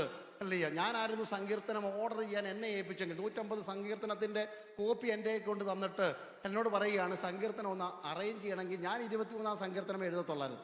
കാരണം നമുക്ക് നല്ല സുഖമല്ലേ വായിക്കാൻ. യഹോവ എൻ്റെ ഇടയനാകുന്നു, എനിക്ക് മുട്ടുണ്ടാകില്ല. പക്ഷേ പരിശുദ്ധാത്മാവിന് ബോധ്യം വന്നു, 1-ാം സങ്കീർത്തനം നമ്മൾ വായിക്കുന്ന പോലെ കൊണ്ടുവെക്കുവാൻ. നടക്കരുത്, നിൽക്കരുത്, ഇരിക്കരുത്. അല്ലല്ലേ, പാപം ചെയ്യാതെ ജീവിക്കണം, പാപികളുടെ വഴി നിൽക്കരുത്, പരിഹാസം ചൊല്ലുന്ന ശത്രുവിന്റെ ഇരിപ്പിടത്തിൽ ഇരിക്കരുത്. ഹല്ലേലൂയ, ഭോഷന്മാരുടെ ദുഷ്ടന്മാരുടെ ആലോചനയ്ക്ക് ചെവി കൊടുക്കരുത്. അങ്ങനെയുള്ളവർക്ക് മാത്രമേ യഹോവയുടെ ന്യായപ്രമാണത്തിൽ സന്തോഷിച്ച് രാപ്പകൽ അതിനെ ധ്യാനിക്കാൻ പറ്റത്തുള്ളൂ. പാപം ചെയ്തിട്ട് വചനം കൊണ്ടു നടക്കാൻ പറ്റത്തില്ല, പാപം ചെയ്തിട്ട് വചനം പ്രസംഗിക്കാൻ പറ്റത്തില്ല, പാപം ചെയ്തിട്ട് അന്യഭാഷ പറയാൻ പറ്റത്തില്ല. അത് ആക്ട് ചെയ്യാം. വചനവുമായി ചേർത്ത് വെച്ച ജീവിതത്തിന് മാത്രമേ ഇന്ന് രാത്രി ദൈവകൃപ ജ്വലിപ്പിക്കാൻ പറ്റത്തുള്ളൂ. വചനത്തോട് your life should be well aligned and match with the word of God. ദൈവവചനവുമായി ചേർന്ന് പോകണം നമ്മുടെ ആത്മീയ ജീവിതം. Praise the Lord. അല്ലേ, മുന്നോട്ട് പോകട്ടെ. അപ്പോൾ വചനത്തിന് അധികാരം, 1-ാമത്തെ അധികാരം പാപത്തിന് മേൽ യേശുവിന് അധികാരമുണ്ട്, പാപ മാനസാന്തരം. 2, യേശുവിൻ്റെ അധികാരം. 2-ാമത്തെ അധികാരം നാം വായിക്കുന്നത് ലൂക്കോസ് 8-ാം അധ്യായത്തിൻ്റെ 22 മുതൽ 50 വരെയുള്ള വാക്യങ്ങളിൽ 4 കാര്യങ്ങൾ നമ്മൾക്ക് പഠിക്കാം. 4 സംഭവങ്ങളാണ് നിങ്ങൾക്ക് മനസ്സിലാകും. 1, ആടി ഉലയുന്ന ഒരു കടലിൽ തിരയും തിരമാലയും തള്ളിക്കയറുമ്പോൾ യേശുവും ശിഷ്യന്മാർ ഒരുമിച്ച് യാത്ര ചെയ്യുകയാണ്. യേശു എഴുന്നേറ്റ് കാറ്റിനെയും കടലിനെയും ശാന്തമാക്കുന്നതാണ്. അവിടെ വായിക്കുന്നുണ്ട്, കാറ്റും കടലും കൂടെ ഇവനെ അനുസരിക്കുന്നുവല്ലോ. 2, യേശുവിന് പ്രകൃതിയുടെ മേൽ അധികാരമുണ്ട്. ദൈവവചനത്തിൻ്റെ 2-ാമത്തെ അധികാരമാണ് നിങ്ങളുടെ പ്രകൃതിയുടെ മേൽ. Your nature can be transformed by the word of God. നമ്മുടെ ജീവിതത്തിൻ്റെ പ്രകൃതികൾ, I am not talking about the winds and wave, അല്ല, അത് നിങ്ങൾക്കറിയാവുന്ന ഭാഗമാണ്. നിങ്ങളുടെ ജീവിതത്തിൻ്റെ സ്വഭാവ രൂപീകരണം, the character formation comes only through the word of God. ദൈവമക്കൾക്ക് വചനത്താലാണ് സ്വഭാവ രൂപീകരണം വരുന്നത്. ദൈവവചനം നിങ്ങൾ ചിട്ടയായി വായിച്ചു പഠിച്ചോ, നിങ്ങൾക്കൊരു അടിസ്ഥാനപരമായ മാറ്റം ഉണ്ടാകും. You want to be a good husband? എത്ര പേർക്ക് നല്ല ഭർത്താവാകണം? How many of you want to be a good wife? How many of you want to be good parents? How many of you want to be as a good children? എങ്ങനെ ആകണം? Study the word of God. ദൈവവചനം. അതിൽ വചനം വായിക്കുന്നത് ബാലൻ തന്നെ നടപ്പിനെ എങ്ങനെ നിർമ്മലമാക്കുന്നത് അറിയാവുന്നവർ പറഞ്ഞാട്ട്, നിന്റെ വചനപ്രകാരം ഞാൻ നിന്നോട് പാപം ചെയ്യാതിരിക്കേണ്ടതിന് വചനത്തെ ഹൃദയത്തിൽ സംഗ്രഹിക്കുന്നു. Simple principle. Just keep the word in the very bottom of your heart. You will be able to lead a holy life. വിശുദ്ധീകരണ ജീവിതം നയിക്കണമെങ്കിൽ വചനം ഉള്ളിൽ കൊണ്ട് നടക്കണം. പാപം ചെയ്യുന്നവരെ നോക്കിക്കോണം, അല്ലെങ്കിൽ ദൈവസഭയ്ക്കകത്ത് കലഹം ഉണ്ടാക്കുക. ഇവിടെ കുഴപ്പമൊന്നുമില്ല, അല്ലെങ്കിൽ നമ്മളെല്ലാം കേരളം മണ്ണിൽ നിന്ന് ഒരു കാലഘട്ടത്തിൽ വന്നവരാണല്ലോ പല രാജ്യങ്ങളിൽ. ഈ വഴക്കും വയ്യാവാലി ഉണ്ടാക്കുന്നവര് പ്രൈസ് കൊടല്ലിയ ദൈവവചനത്തോട് സാമീപ്യവും ആശയും കുറവുള്ളവരായിരിക്കും. വചനം കയ്യിൽ കൊണ്ട് നടക്കുന്നവൻ ദൈവത്തെ ഭയപ്പെടുന്നവനായിരിക്കും. പ്രൈസ് കൊടല്ലി. ദൈവവചനത്തോടുള്ള ഭക്തി വലിയതായിരിക്കും അവരുടേത്. അപ്പം 2 പ്രകൃതിയുടെ മേൽ യേശുവിന് അധികാരമുണ്ട് വചനത്താൽ. ഇന്ന് രാവിലെ ഞാൻ ഓർപ്പിച്ച പോലെ പച്ചവെള്ളത്തിൻ്റെ നിറം മാറ്റണമെങ്കിലും, കാറ്റുകളെ ശാന്തമാക്കണമെങ്കിലും, അലറി വരുന്ന വിഷയങ്ങൾക്ക് പരിഹാരം വരണമെങ്കിലും വചനം മാത്രമേ നമുക്ക് പ്രയോജനപ്പെടത്തുള്ളൂ. നിങ്ങൾ ഒച്ച വെച്ച് അലറുന്നത് കൊണ്ടോ നിങ്ങൾ തലയെ കൈവച്ചുകൊണ്ട് കുലുക്കുന്നത് കൊണ്ടോ അല്ല സംഭവങ്ങൾ, അത്ഭുതങ്ങൾ നടക്കുന്നത്. അവൻ വചനം അയച്ച വിടുതലയക്കുന്നത്. വചനം പറയുന്നു, അവൻ കൽപ്പിച്ചു അങ്ങനെ സംഭവിച്ചു. അവൻ കൽപ്പിച്ചു അങ്ങനെ. യഹോവേ, ഇത് നിനക്ക് പ്രവർത്തിപ്പാനുള്ള സമയം. എന്ത്? വചനത്താലുള്ള വീര്യപ്രവൃത്തികൾ ഞങ്ങളുടെ ഇടയിൽ നടക്കണം. ദൈവസഭയ്ക്കകത്ത് വചനപ്രഘോഷണം നടത്തൂ. നിങ്ങൾ അറിയാത്ത അത്ഭുതങ്ങൾ ആലയത്തിൽ നടക്കും. കാരണം വചനത്തിൻ്റെ ഒരു ശക്തിയുണ്ട്, വചനം അയക്കുന്നവരുടെ ഉദ്ദേശമുണ്ട്. യെശയ്യാവ് 55-ാം അധ്യായത്തിൽ എന്താ നാം വായിക്കുന്നത്? എൻ്റെ വായിൽ നിന്ന് പുറപ്പെടുന്ന വചനം അത് ഉദ്ദേശിച്ച കാര്യം നടത്തിയിട്ടേ തിരിച്ചു വരത്തുള്ളൂ. Whether you like it or not, it doesn't matter to God. Once He declares His word, it will accomplish the very purpose what He purposed in His heart. ദൈവം തൻ്റെ ഹൃദയത്തിൽ പ്ലാൻ ചെയ്തത് നടത്താതെ ഒരു വചനവും തിരിച്ചു വന്നിട്ടില്ല.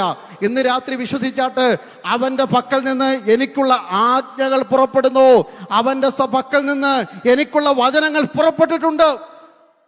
ഹല്ലേലൂയ. അതുകൊണ്ടാണ് വചനത്തിന് നാം ഇമ്പോർട്ടൻസ് കൊടുക്കുന്നത്. യേശുവിൻ്റെ 3-ാമത്തെ അധികാരം ലൂക്കോസ് 8-ാം അധ്യായത്തിൽ തന്നെ ഉണ്ട്. പ്രൈസ് കൊടല്ലിയ. യേശു ഗദരദേശത്തേക്ക് പോവുകയാണ്. ലൂക്കോസ് 8-ന്റെ 29 മുതൽ 26 മുതൽ വായിക്കുമ്പോൾ ഗദരദേശത്ത് ചെന്നപ്പോൾ ഒരു ഭൂതഗ്രസ്തനായ മനുഷ്യൻ, ഇന്നലെ ഞാൻ അതിൻ്റെ ഒരു ഭാഗം ഓർപ്പിച്ചതാണ്. യേശു അവനെ സ്വാതന്ത്ര്യപ്പെടുത്തുന്ന ഒരു ശക്തി. അല്ലെ, പിശാചിന്റെ മേൽ യേശുവിന് അധികാരമുണ്ട്. ഹല്ലേലൂയ. നമ്മൾ ഓർക്കും ഹല്ലേലൂയ, ഭൂതത്തെ ശാസിക്കുമ്പോൾ കുറേ നേരം രക്തം ചെയ്യുമെന്ന് പറയും. അതാണല്ലോ ഭൂത കളയുമ്പോഴാണല്ലോ ആൾക്കാർ ഏറ്റവും കൂടുതൽ സ്വോത്രം ഹല്ലേലൂയൊക്കെ. ഏത് കാത്തിരിപ്പുക നടത്തുന്ന പ്രവാചകനിവിടെ വന്നേക്കാൾ കൂടുതൽ ഒരു ഭൂതം ഇളകി നോക്കട്ടെ, എല്ലാവരും ആത്മാവിൽ, അത് ഉറപ്പ്. ഞാനും കണ്ടിട്ടുണ്ട്. ഞാൻ നോർത്ത് സ്ഥിരം സന്ദർശിക്കുന്ന ഒരാളായതുകൊണ്ട് എനിക്കത് കാണാൻ കഴിയാറുണ്ട്. പക്ഷേ ഭൂതം പോകുന്നത് നമ്മൾ ഒച്ച വെക്കുന്നതുകൊണ്ടല്ല ദൈവമക്കളെ, യേശുവിൻ്റെ നാമത്തിൻ്റെ ശക്തിയാണ്. പിശാജ് വിറയ്ക്കുന്നത് സകല നാമത്തിനും മീതെയുള്ള നാമമായതുകൊണ്ട് പിശാജിനറിയാം this name is above my name. അതുകൊണ്ടാണ് ഭൂതം അലറി ഓടുന്നത്. വചനം മേലാൽ കടക്കരുത്, യേശു പറഞ്ഞാൽ അത് അവസാനമായിരിക്കും. ഇന്ന് രാത്രി അല്ലെങ്കിൽ if anybody is dominated by the demonical power, ആരെങ്കിലും പിശാചിനാൽ പിടിക്കപ്പെട്ടിട്ടുണ്ടെങ്കിൽ, ഞാൻ പറയുന്നത് നിങ്ങൾ പറയുന്ന പോലെ പാമ്പ് പോലെ എഴയുന്നതും അലറി വിളിക്കുന്ന ഭൂതബാധിതർ മാത്രമല്ല, മറഞ്ഞിരിക്കുന്ന ഭൂതഗ്രസ്തരും ഉണ്ട്. അതെവിടെയുണ്ട്? പെന്തിക്കോസ് സഭയിലും ഉണ്ട്, കൂട്ടത്തിലുണ്ട്. അല്ല, യേശു ഒരിക്കൽ ദേവാലയത്തിൽ ചെന്നപ്പോൾ അശുദ്ധാത്മാവ് ബാധിച്ച ഒരു മനുഷ്യനവിടെ. അപ്പോൾ പള്ളിക്കകത്ത് എന്തോ ഉണ്ട്? ഭൂതമുണ്ട്. ഈ പരീക്ഷന്മാരുടെ പ്രസംഗം കേട്ട് ബലപ്പെട്ടിരിക്കുന്ന ഭൂതം, ശാസ്ത്രിമാരുടെ ആലോചന കേട്ട് ശക്തിപ്പെട്ട ഭൂതം യേശുവിൻ്റെ പ്രസംഗത്തിന് മുമ്പിൽ ഇളകാൻ തുടങ്ങി. വചനത്തിന് അധികാരമുള്ളത് കൊണ്ട് അശുദ്ധ ശക്തികൾ പുറത്തു പോകും. തലമുറയെ പിടിച്ചു വെച്ചിരിക്കുന്ന ഈ അധ്യായം വായിക്കുമ്പോൾ ലൂക്കോസ് 8:29, എന്ത് കാരണമാണ്? ഒരു ആരോഗ്യമുള്ളൊരു യൗവനക്കാരൻ, ഗദരദേശത്ത് പ്രയോജനപ്പെട്ടുകൊണ്ടിരുന്നൊരു യൗവനക്കാരൻ, കുടുംബത്തിനും സഭയ്ക്കും നാട്ടുകാർക്കും ഗുണമുള്ളവനാ. പക്ഷേ ലൂക്കോസ് 8:29, ഭൂതം അവനെ കാടുകളിലേക്ക് ഓടിക്കുമായിരുന്നു. He was not driven by himself, he was not driven by anything. ആരുമല്ല അവനെ ഓടിച്ചത്, ഭൂതം ഓടിച്ചത്. ആരാധന ഉള്ളിടത്ത് നിന്ന് ആരാധനയില്ലാത്ത കാട്ടിലേക്ക്, പ്രാർത്ഥന ഉള്ളിടത്ത് നിന്ന് പ്രാർത്ഥനയില്ലാത്തിടത്തേക്ക്. തലമുറയോർത്ത് ഭാരപ്പെടുന്ന ആരെങ്കിലും ഇന്ന് രാത്രി വചനം കേൾക്കുന്നുവെങ്കിൽ, നിന്റെ തലമുറയെ ഒരിക്കൽ പാട്ടുപാടിയവന്റെ ആദരം അടച്ചെങ്കിൽ അവന്റെ മേൽ വ്യാപരിക്കുന്ന ഒരു അശുദ്ധ ശക്തിയുണ്ട്. ഭർത്താവോ ഭാര്യയോ വിശ്വാസത്തിൽ പതറിപ്പോയെങ്കിൽ അവരെ പിടിച്ചു വെച്ചിരിക്കുന്ന ഒരു അന്ധകാര ശക്തിയുണ്ട്. ഭൂതം അവനെ കാടുകളിലേക്ക് ഓടിക്കുമായിരുന്നു. ഇന്ന് രാത്രി ദൈവസഭയുടെ ദൗത്യം വചനത്തിന്റെ ശക്തിയാൽ യേശുവിന്റെ നാമത്തിൽ നഷ്ടപ്പെട്ടവർ മടങ്ങി വരട്ടെ. ഭൂതങ്ങൾ വിട്ടുപോയ മനുഷ്യൻ യേശുവിന്റെ കാൽക്കൽ. ദൈവസഭയിൽ ആത്മാക്കളുടെ വർധനം ഉണ്ടാകേണ്ടത് അശുദ്ധ ശക്തികൾ ബന്ധിച്ചിരിക്കുന്ന വ്യക്തികൾ വചനത്തിന്റെ ശക്തിയാൽ വിടുവിക്കപ്പെടണം. Praise God. ദൈവസഭ ധൈര്യത്തോടെ പട്ടണത്തോട് വചനം പറയണം. ദൈവസഭ ധൈര്യത്തോട് ദേശത്തോട് യേശുവിന്റെ വചനം വിളിച്ചു പറയണം. യേശുവിന്റെ നാമത്തിൽ സംഭവിക്കട്ടെ എന്ന് കൽപ്പിക്കുമ്പോൾ ശത്രു കെട്ടിയിരിക്കുന്ന കെട്ടുകൾ പൊട്ടി ജനങ്ങൾ ആരാധനയിലേക്ക് മടങ്ങി വരും. ഹല്ലേലൂയ. യേശുവിന്റെ 4ാമത്തെ അധികാരം, അവന് രോഗത്തിന്റെ മേൽ അധികാരമുണ്ട്. യേശുവും പുരുഷാരമായി ലൂക്കോസ് 8-ാം അധ്യായത്തിന്റെ 42 മുതൽ വായിക്കുമ്പോൾ, യായിറോസിന്റെ വീട്ടിലേക്ക് പോകുമ്പോൾ വലിയ പുരുഷാരം ഉണ്ട്. അതിനിടയ്ക്കൂടെ ഒരു സ്ത്രീ വന്നിട്ട് യേശുവിനെ തൊടുന്നു. 12 വർഷമായി രക്തസ്രാവമുള്ള സ്ത്രീ. പണം മുഴുവൻ വൈദ്യന്മാർക്ക് കൊടുത്തു, ആരോഗ്യം മുഴുവൻ ക്ഷയിച്ചു, സമൂഹം തള്ളി, നടക്കുവാൻ പോലും പ്രാപ്തിയില്ല, ഇഴഞ്ഞു പോകുന്നവളാണ്. പക്ഷേ അവൾ വിശ്വാസത്തോടെ തീരുമാനിച്ചു, I am going to touch at the hem of Jesus garment. യേശുവിന്റെ വസ്ത്രത്തിന്റെ തൊങ്ങൽ ഞാൻ തൊടാൻ പോകുക. എന്താ അതിന്റെ അർത്ഥം ദൈവമക്കളെ? ഹല്ലേലൂയ. വചനമായവനെ ഞാനൊന്ന് തൊടാൻ പോകുക. ഹല്ലേലൂയ. വചനം ജഡമായി തീർന്നു, കൃപയും സത്യവും നിറഞ്ഞവനായി ഞങ്ങളുടെ ഇടയിൽ പാർത്തു. ഞങ്ങൾ അവന്റെ തേജസ് പിതാവിങ്കിൽ നിന്നുള്ള ഏകജാതവനായ തേജസ്സായി കണ്ടു. യേശുവിന്റെ മുഖത്തേക്ക് നോക്കിയവൾക്ക് മനസ്സിലായി, ഈ വചനത്തിൽ ഞാൻ തൊട്ടാൽ ഇന്ന് പകൽ എനിക്ക് രോഗസൗഖ്യമാ. എത്ര പേരത് വിശ്വസിക്കുന്നു? 107-ാം സങ്കീർത്തനം 20-ാം വാക്യം, അവൻ വചനമയച്ചവരെ സൗഖ്യമാക്കി. ഹല്ലേലൂയ. രോഗമുള്ള സ്ഥാനത്ത് നിങ്ങളുടെ കൈ വെച്ചിട്ട് നിങ്ങൾ യേശുവിൻ്റെ നാമത്തിൽ വചനം പറയൂ. രോഗശാന്തി അങ്ങനെ സംഭവിക്കുന്നത്. സ്പെഷ്യൽ രോഗശാന്തിയുള്ള കൃപാവര പ്രാപ്തന്റെ കൈ തൂങ്ങിയിട്ടോ അവരുടെ പുറകെ നടന്നിട്ടോ കാര്യമില്ല. I strongly believe wherever the people of God declare the powerful word of God with the power and authority, the healings and miracle will perform there. അവിടെ നടക്കും രോഗശാന്തി, അവിടെ നടക്കും അത്ഭുതങ്ങൾ. ഇന്ന് രാത്രി ഇരിക്കുന്ന ഇരിപ്പിൽ ഇരുന്നു കൊണ്ട്, കർത്താവേ ഒരു വചനം അയച്ച് എന്നെ സൗഖ്യമാക്കണമേ. അതല്ലയോ ശതാധിപൻ പറഞ്ഞത്, നീ ഒരു വാക്ക് കൽപ്പിച്ചാൽ I am not worthy to receive in my house. അല്ല, ഞാൻ അധികാരത്തിന്റെ കീഴിലുള്ള മനുഷ്യനാണ്. ആരംഭത്തിലൊക്കെ ഭയങ്കര ആവേശമായിരുന്നു. ഇസ്രായേൽ മക്കളുടെ പള്ളി പ്രമാണികൾ ഓടിച്ചെന്നിട്ട് ലൂക്കോസ് 7-ാം അധ്യായം 1 തൊട്ട് വായിക്കുമ്പോൾ യേശുവിനോട് പറഞ്ഞു, യേശുവേ നീ അവൻ്റെ വീട്ടിൽ പോകണം, അവൻ ഞങ്ങൾക്കൊരു പള്ളി വെച്ച് തന്നിരിക്കുന്നു. ഇതിൻ്റെ കറപ്പില്ല. സഭാഹോള് കെട്ടിക്കൊടുത്തതിൻ്റെ പേരിലൊന്നും ആരും യേശു വീട്ടിൽ വരത്തില്ല. സഭയ്ക്കൊരു ഫാൻ ഇട്ട് കൊടുത്തതെന്നും പറഞ്ഞുകൊണ്ടൊന്നും ആരും സ്പെഷ്യൽ ഗ്രേസ് ഒന്നും കിട്ടത്തില്ല. കർത്താവിൻ്റെ വേലയ്ക്ക് വേണ്ടി കൊടുക്കുന്നതിന് പ്രതിഫലമുണ്ട്. എനിക്ക് കുറേ വർഷങ്ങൾക്ക് മുമ്പ് ഒരു സഭയെ പ്രസംഗിക്കാൻ പോയി.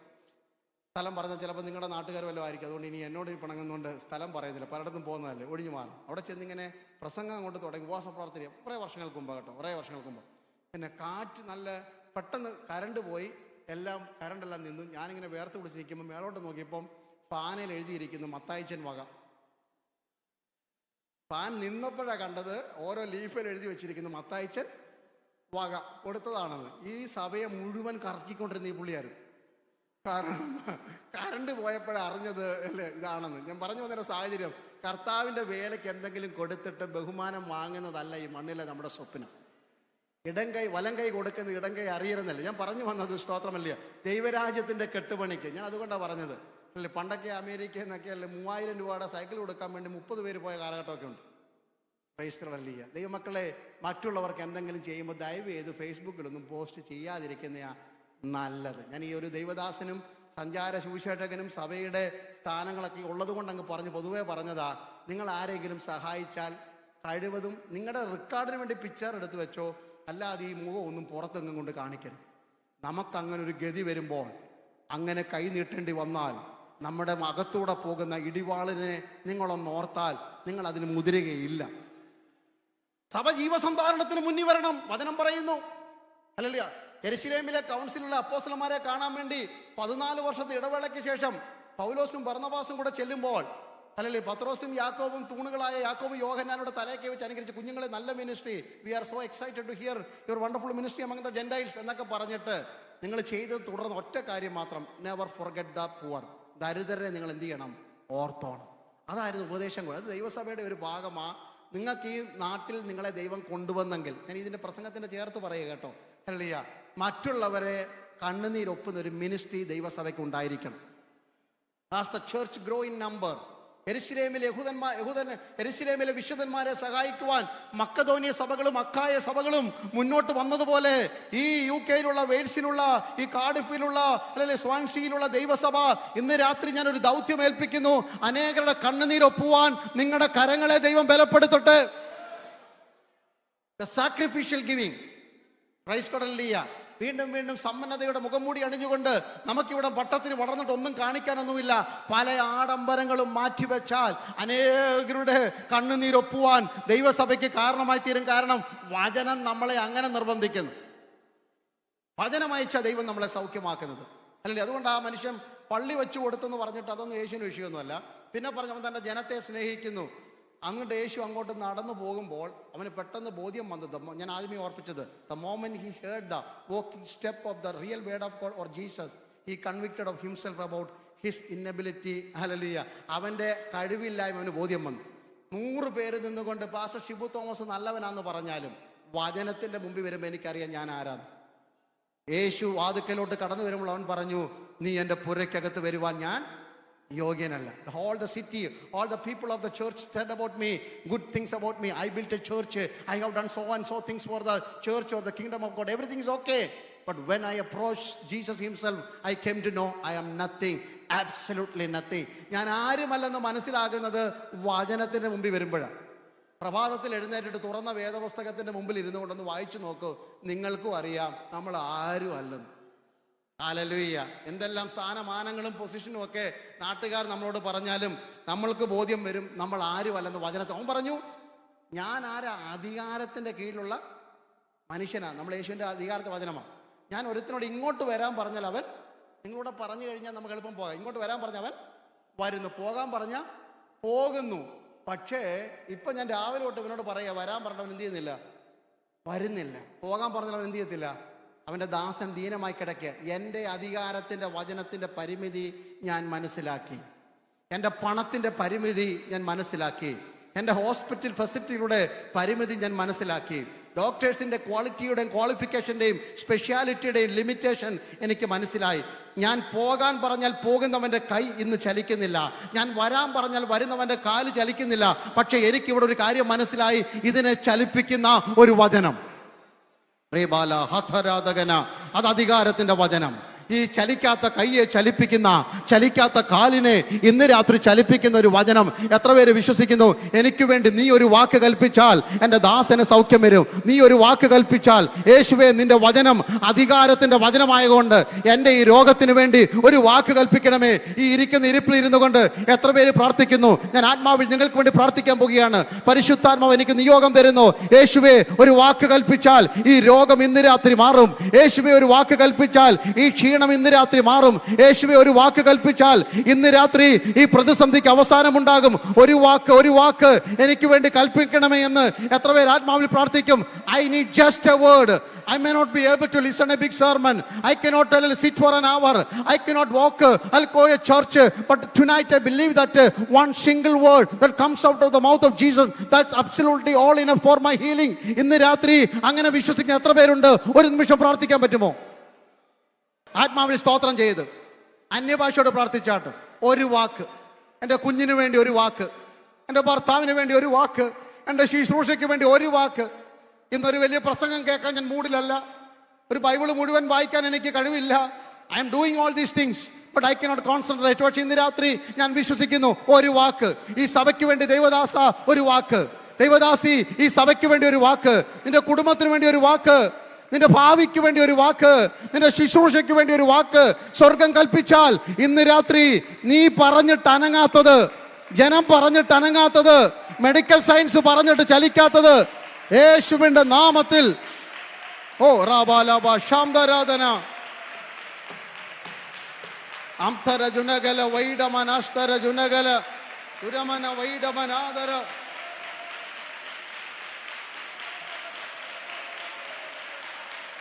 റീബല വൈഷമനാദികരഥര വൈഡല. യേശുവിന്റെ നാമത്തിൽ ഇപ്പോൾ തന്നെ രോഗികൾ സൗഖ്യമാകട്ടെ. ഇപ്പോൾ തന്നെ രോഗികൾ സൗഖ്യമാകട്ടെ. വചനം അയച്ച് അവരെ സൗഖ്യമാക്കി അവരുടെ കുഴികളിൽ നിന്ന് അവരെ കയറ്റി. എൻ്റെ ജനമായിരിക്കുന്ന ആ കുഴി ഇന്ന് പകൽക്കാലം വരെ ഉയർത്തിയെടുക്കുന്ന രാത്രിയായി മാറട്ടെ. യേശുവിന്റെ നാമത്തിൽ കൽപ്പിക്കുന്നു, അങ്ങനെ സംഭവിക്കട്ടെ. യേശുവിന്റെ നാമത്തിൽ കൽപ്പിക്കുന്നു, അങ്ങനെ സംഭവിക്കട്ടെ. യേശുവിന്റെ നാമത്തിൽ കൽപ്പിക്കുന്നു, അങ്ങനെ സംഭവിക്കട്ടെ. Hallelujah, hallelujah. ഉടബലരഖനബലംഖര വേദികനക്ഷര വൈഡല ഉടബലരക്കര വൈഡമനാദികനസ്തര. ഹല്ലേലൂയ. യേശുവിന് പാപത്തിന്റെ മേൽ അധികാരമുണ്ട്. യേശുവിന് പ്രകൃതിയുടെ മേൽ അധികാരമുണ്ട്. യേശുവിന് പിശാചിന്റെ മേൽ അധികാരമുണ്ട്. യേശുവിന് രോഗ ആത്മാവിന്റെ മേൽ അധികാരമുണ്ട്. യേശുവിന്റെ 5-ാമത്തെ അധികാരം ലൂക്കോസ് 8-ാം അധ്യായത്തിന്റെ അവസാന ഭാഗങ്ങളിൽ കാണുന്നു. അവന് മരണത്തിന്റെ മേൽ അധികാരമുണ്ട്. യായിറോസിന്റെ 12 വയസ്സുള്ള മകൾ ഈ ലോകത്തിൽ നിന്ന് മാറ്റപ്പെട്ടപ്പോൾ യേശു മുറിക്കകത്ത് കയറിയിട്ട് ഹല്ലേലൂയ പറഞ്ഞൊരു സന്ദേശം, അവൾ ഉറങ്ങുകയത്രേ. ഞാൻ വിശദീകരിക്കുന്നില്ല. മരിച്ചവരെ തിരിച്ചു കൊണ്ടുവരുന്നതാണ് യേശു. ഹല്ലേലൂയ. കല്ലറയിൽ ഇറങ്ങിയവനെ, മരിച്ചവനെ തിരിച്ചു കൊണ്ടുവരുന്നത്. പ്രത്യാശയുടെ സന്ദേശം സമയമുണ്ടെങ്കിൽ ഒടുവിൽ ഓർപ്പിക്കാം. യേശുവിന് മരണത്തിന് മേൽ അധികാരമുണ്ട്. അപ്പോൾ യേശുവിൻ്റെ വചനത്തോട് ജനത്തെ ചേർത്ത് നിർത്തിയത് ഒന്ന്, ഇത് അധികാരത്തിൻ്റെ വചനമായിരുന്നു. എല്ലാ ദിവസവും രാവിലെ ഒരു 10 വാക്യം അങ്ങ് പറയണം. കഴിഞ്ഞ 30 വർഷമായിട്ട് ഞാൻ തുടർമാനമായി പറയും. ഹല്ലേലൂയ. ഒരു വാക്യമുണ്ട്, 1 തിമോഥെയോസ് 1:12. ഹല്ലേലൂയ. കർത്താവേ ഹല്ലേലൂയ, അങ്ങ് വിശ്വസ്തനെന്ന് എണ്ണി ശുശ്രൂഷയ്ക്കാക്കിയത് കൊണ്ട് അങ്ങേ സ്തുതിക്കുന്നു. ഒരു 10-15 വാക്യം 6-7 വാക്യം പറഞ്ഞിട്ട് ആ കിടക്കേന്ന് എഴുന്നേൽക്കുന്നു. ഒരു വളരെ ഉന്മേഷമാണ്. നിങ്ങൾക്കറിയാവുന്ന കുറേ വാക്യങ്ങൾ അങ്ങ് പറഞ്ഞിട്ട് രാവിലെ എഴുന്നേറ്റിട്ട് അങ്ങോട്ട് പോയി ബ്രഷൊക്കെ ചെയ്ത് കുളിച്ച് ഒരുങ്ങി പോയിരുന്ന് ബൈബിൾ വായിക്കുന്നൊക്കെ പറയുമ്പോഴാ ജോലിക്ക് പോയ സമയമായെന്ന് ഓർക്കും. അതുകൊണ്ട് ആ കിടക്കേന്ന് പൊങ്ങി വരുന്നൊരു സമയമുണ്ടല്ലോ, അല്ല എനിക്കിന്ന് എഴുന്നേൽക്കണ്ട എന്നൊക്കെ തോന്നുന്ന ആ സമയത്ത് ഒരു 10 വാക്യം മനസ്സിൽ പറഞ്ഞാൽ വലിയ സന്തോഷമായിരിക്കും. 2, യേശുവിൻ്റെ വാക്കുകൾ പ്രഭാഷണം എന്തുകൊണ്ടാണ് ജനത്തെ തന്നിലേക്ക് ചേർത്ത് നിർത്തിയത്?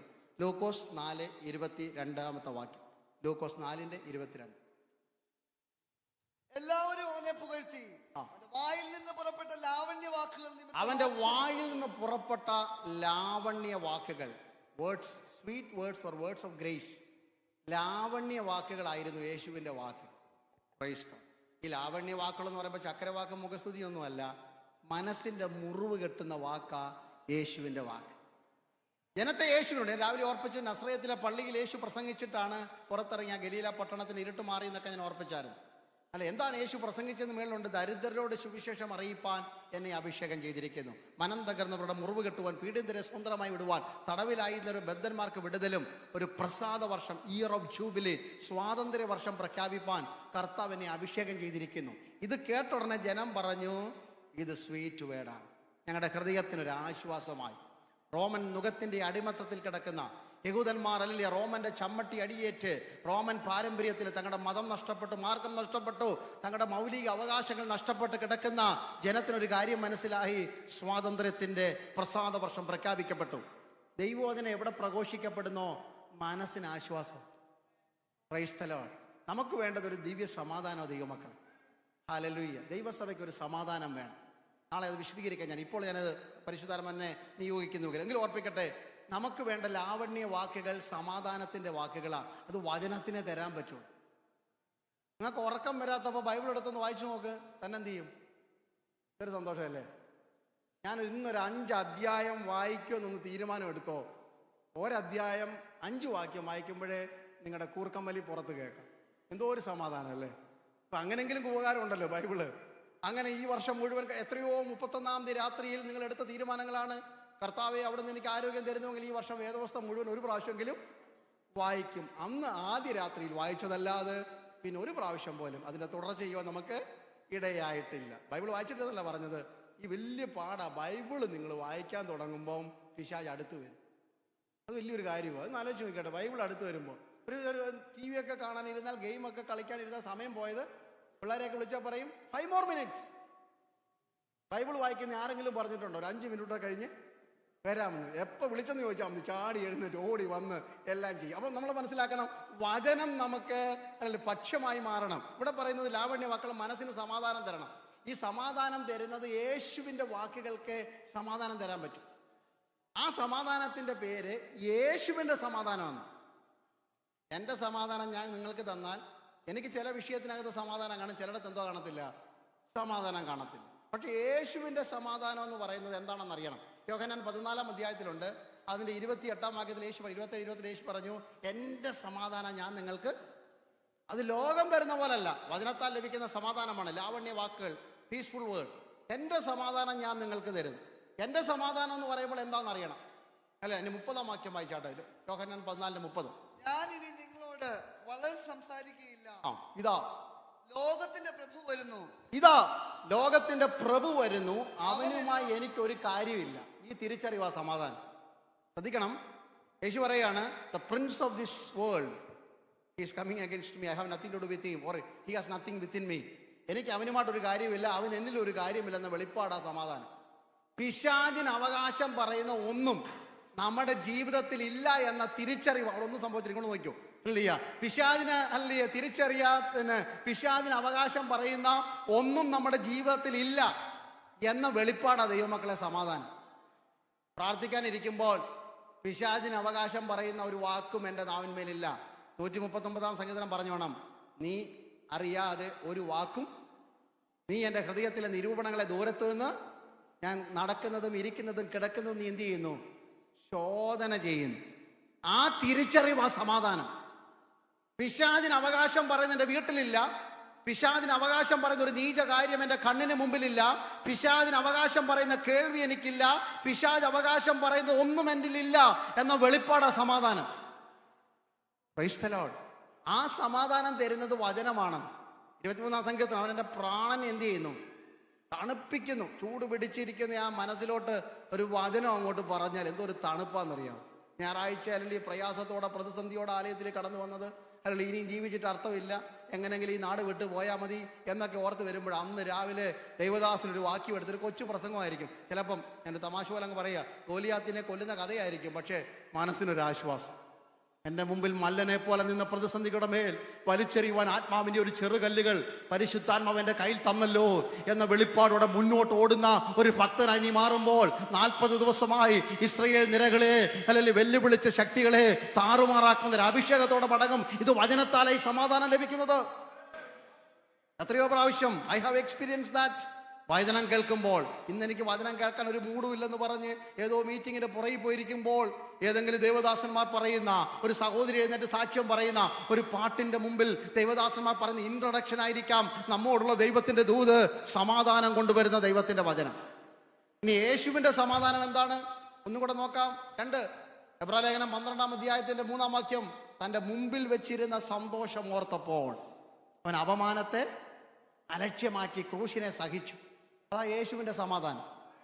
എങ്ങനെ യേശുവിൻ്റെ സമാധാനം? ക്രൂശി കിടക്കുന്ന യേശുവിനെ നോക്കിയാട്ട്. ഹല്ലേലൂയ. എന്തൊരു സുഖമല്ലേ ക്രൂശി കിടക്കാൻ വേണ്ടിയല്ലേ. നല്ല കട്ടിലെ കിടന്നിട്ട് നമുക്ക് ഉറക്കം വരുന്നില്ല, പിന്നല്ലേ. ക്രൂശിൽ യേശു കിടക്കുകയാണ്. കയ്യിലാണി, ആരിരും ബാണികൾ കൈത്തണ്ടയിൽ തുളച്ചു കയറിയിട്ടുണ്ട്. തലയിൽ മുൾക്കിരീടം വെച്ച് ആഞ്ഞടിച്ചിട്ടുണ്ട്. Price God, hallelujah. മുഖത്തെ രോമം പിച്ചിപ്പറിച്ചിട്ട് കണ്ടാൽ ആളല്ലാത്ത വിധം വിരൂപമായി. ഇവന് രൂപഗുണമില്ല, ആകർഷിക്കത്ത സൗന്ദര്യമില്ല, മനുഷ്യന്റെ രൂപം പോലുമില്ല. കാണുന്നവർ മുഖം കുലുക്കി നിന്ദിക്കത്തക്കവണ്ണം വിരൂപനായിരുന്നു. മുഖത്ത് കാർച്ച് തുപ്പിയിട്ടുണ്ട്. കൈകൊണ്ട് അവർ ആഞ്ഞടിച്ച് കണ്ണിലടിച്ച് കവിള് വീർത്തിട്ടുണ്ട്. കണ്ണ് ഘനീഭവിച്ചിട്ടുണ്ട്. ചെവി അടിച്ചവർ പൊട്ടിച്ചിട്ടുണ്ട്. വസ്ത്രം പറിച്ചുരിഞ്ഞ് ആക്ഷേപിച്ചിട്ടുണ്ട്. Praise the lord. കാലിൽ കൂർത്തുമൂർത്ത മുള്ളികൾ അടിച്ചു കയറ്റിയിട്ടുണ്ട്.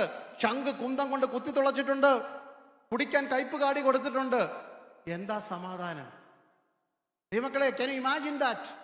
ഇങ്ങനെ കിടക്കുന്ന നമ്മുടെ ഒരു പനി അല്ലെങ്കിൽ ഫീവർ ഒരു 101 ആയിക്കഴിഞ്ഞാൽ ചില്ലിങ് തുടങ്ങും, നമുക്ക് സഹിക്കാൻ പറ്റുന്നില്ല. അവിടെ യേശുവിൻ്റെ സമാധാനം, യേശു മുന്നിലോട്ട് നോക്കിയ ഒരു സന്തോഷം. സമാധാനം എന്താണെന്ന് ഞാൻ വ്യാഖ്യാനിക്ക് ഒരുപക്ഷെ ഇവിടെ അവസാനിപ്പിക്കേണ്ടി വരും. മുന്നോട്ട് നോക്കിയപ്പോൾ യേശു കണ്ടു. ഹല്ലേലൂയ. ശ്രദ്ധിച്ച് കേൾക്കണേ. ഇന്ന് നിങ്ങൾ കാണുന്നത്, എൻ്റെ കഷ്ടതയ്ക്ക് അവധിയുണ്ട്, 3 ദിവസത്തിനപ്പുറത്ത് ഇത് മാറും. ഒരു വെളിപ്പാടുള്ളവർക്ക് സമാധാനം കൊണ്ട് നിറയാൻ പറ്റും.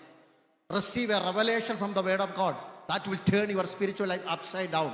ഇന്ന് പകൽ രാത്രികാലം ഒരു ആത്മീയ വെളിപ്പാട് പ്രാപിക്കണം. യേശു തൻ്റെ കയ്യിലേക്ക് നോക്കി അലറി വിളിക്കുന്ന യഹൂദന്മാര്, ആഞ്ഞടിക്കുന്ന യഹൂദ പടയാളികൾ, റോമൻ പടയാളികൾ അവിടെ നിന്നുകൊണ്ട് പുഞ്ചിരിയോടെ യേശു നിൽക്കുന്നതിൻ്റെ കാരണം യേശുവിനറിയാം. ഹല്ലേലൂയ. 72 മണിക്കൂർ കഴിയുമ്പോൾ എൻ്റെ കഷ്ടത മാറും. There is an expiry date for all my suffering. ഇന്ന് നിങ്ങൾ കാണുന്നത് ഹല്ലേലൂയ കാരിരും ബാണികളാ കയ്യില. 3 ദിവസം കഴിയുമ്പോൾ 7 നക്ഷത്രം വലം കയ്യിൽ പിടിച്ച് ഞാൻ പുറത്തു വരും. പിന്നെങ്ങനെ സമാധാനം കൊള്ളാതിരിക്കും? ഇന്ന് നിങ്ങൾ കാണുന്നത് തലയിലെ മുൾക്കിരീടമാ. 3 ദിവസം കഴിയുമ്പോൾ അനേക രാജമുടികൾ വെച്ച് തിളങ്ങുന്ന കിരീടത്തോടെ ഞാൻ കല്ലറയെ പുറത്തു വരും. ഇന്ന് നിങ്ങൾ കാണുന്നത് കാലത്ത് ആണിയാണ്, പക്ഷെ ഉലയിൽ ചുട്ടുപഴുത്ത വെള്ളോടിന് സദൃശമായ കാലോടെ ഞാൻ പുറത്തു വരുമെന്ന് വെളിപ്പാടുള്ളവർക്ക് സമാധാനം കൊണ്ട് നിറയാൻ കഴിയത്തുള്ളൂ. ഇന്ന് നിങ്ങൾ കാണുന്നത് ചങ്ക് കുത്തി തുളയ്ക്കപ്പെട്ടവനായി കിടക്കുന്നതാ. 3 ദിവസം കഴിയുമ്പോൾ മാറത്ത് പൊൻകച്ച കെട്ടി ഞാൻ പുറത്തു വരും. എത്ര പേർക്ക് ഈ വെളിപ്പാടുണ്ട്?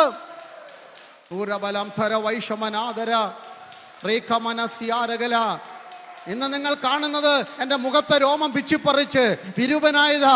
പക്ഷെ 3 ദിവസം കഴിയുമ്പോൾ 1000 സൂര്യന്മാരെ വെല്ലുന്ന ശോഭയോടെ എൻ്റെ മുഖം പ്രകാശിക്കും. ഇന്ന് നിങ്ങൾ കാണുന്നത് എൻ്റെ വസ്ത്രം പറിച്ചുരിഞ്ഞ് നഗ്നനാക്കിയതാ.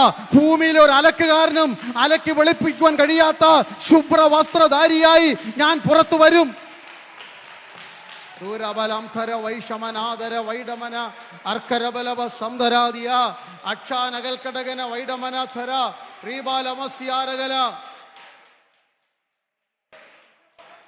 എന്നെ ആഞ്ഞടിക്കുന്ന ക്രൂശിക്കുന്ന യഹൂദന്മാരെ, റോമാ പടയാളികളെ, നിങ്ങൾ കാണുന്നത് കയ്പ് കാടിയാണ് എൻ്റെ അതിരത്തിൽ. 3 ദിവസം കഴിയുമ്പോൾ ഇരുവായത്തിലുള്ള വാളായി വചനമായി എൻ്റെ അതിരത്തിൽ നിന്ന് പുറത്തു വരും. എനിക്കിങ്ങനെ പറഞ്ഞുകൊണ്ട് നിൽക്കാൻ ഒത്തിരി ആവേശമാണ്. നിർത്തുക ഇവിടം. ഹല്ലേലൂയ. നാമും പറയണം എന്താ സമാധാനം?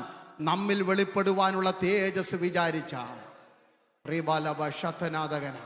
നമ്മിൽ വെളിപ്പെടുവാനുള്ള തേജസ് വിചാരിച്ചാൽ ഈ ലോകത്തിലെ കഷ്ടങ്ങൾ സാരമില്ല. എത്ര പേര് ആത്മാവ് വിളിച്ചു പറയും എന്താ സമാധാനം? യേശുവിൻ്റെ വചനം തരുന്ന ഉറപ്പ്, യേശുവിൻ്റെ വചനം തരുന്ന സമാധാനം. The glory that going to reveal in my life, when I consider the weight of that, everything of this world, I seems to be nothing. ഇന്ന് രാത്രികാലം സാരമില്ല, സാരമില്ല.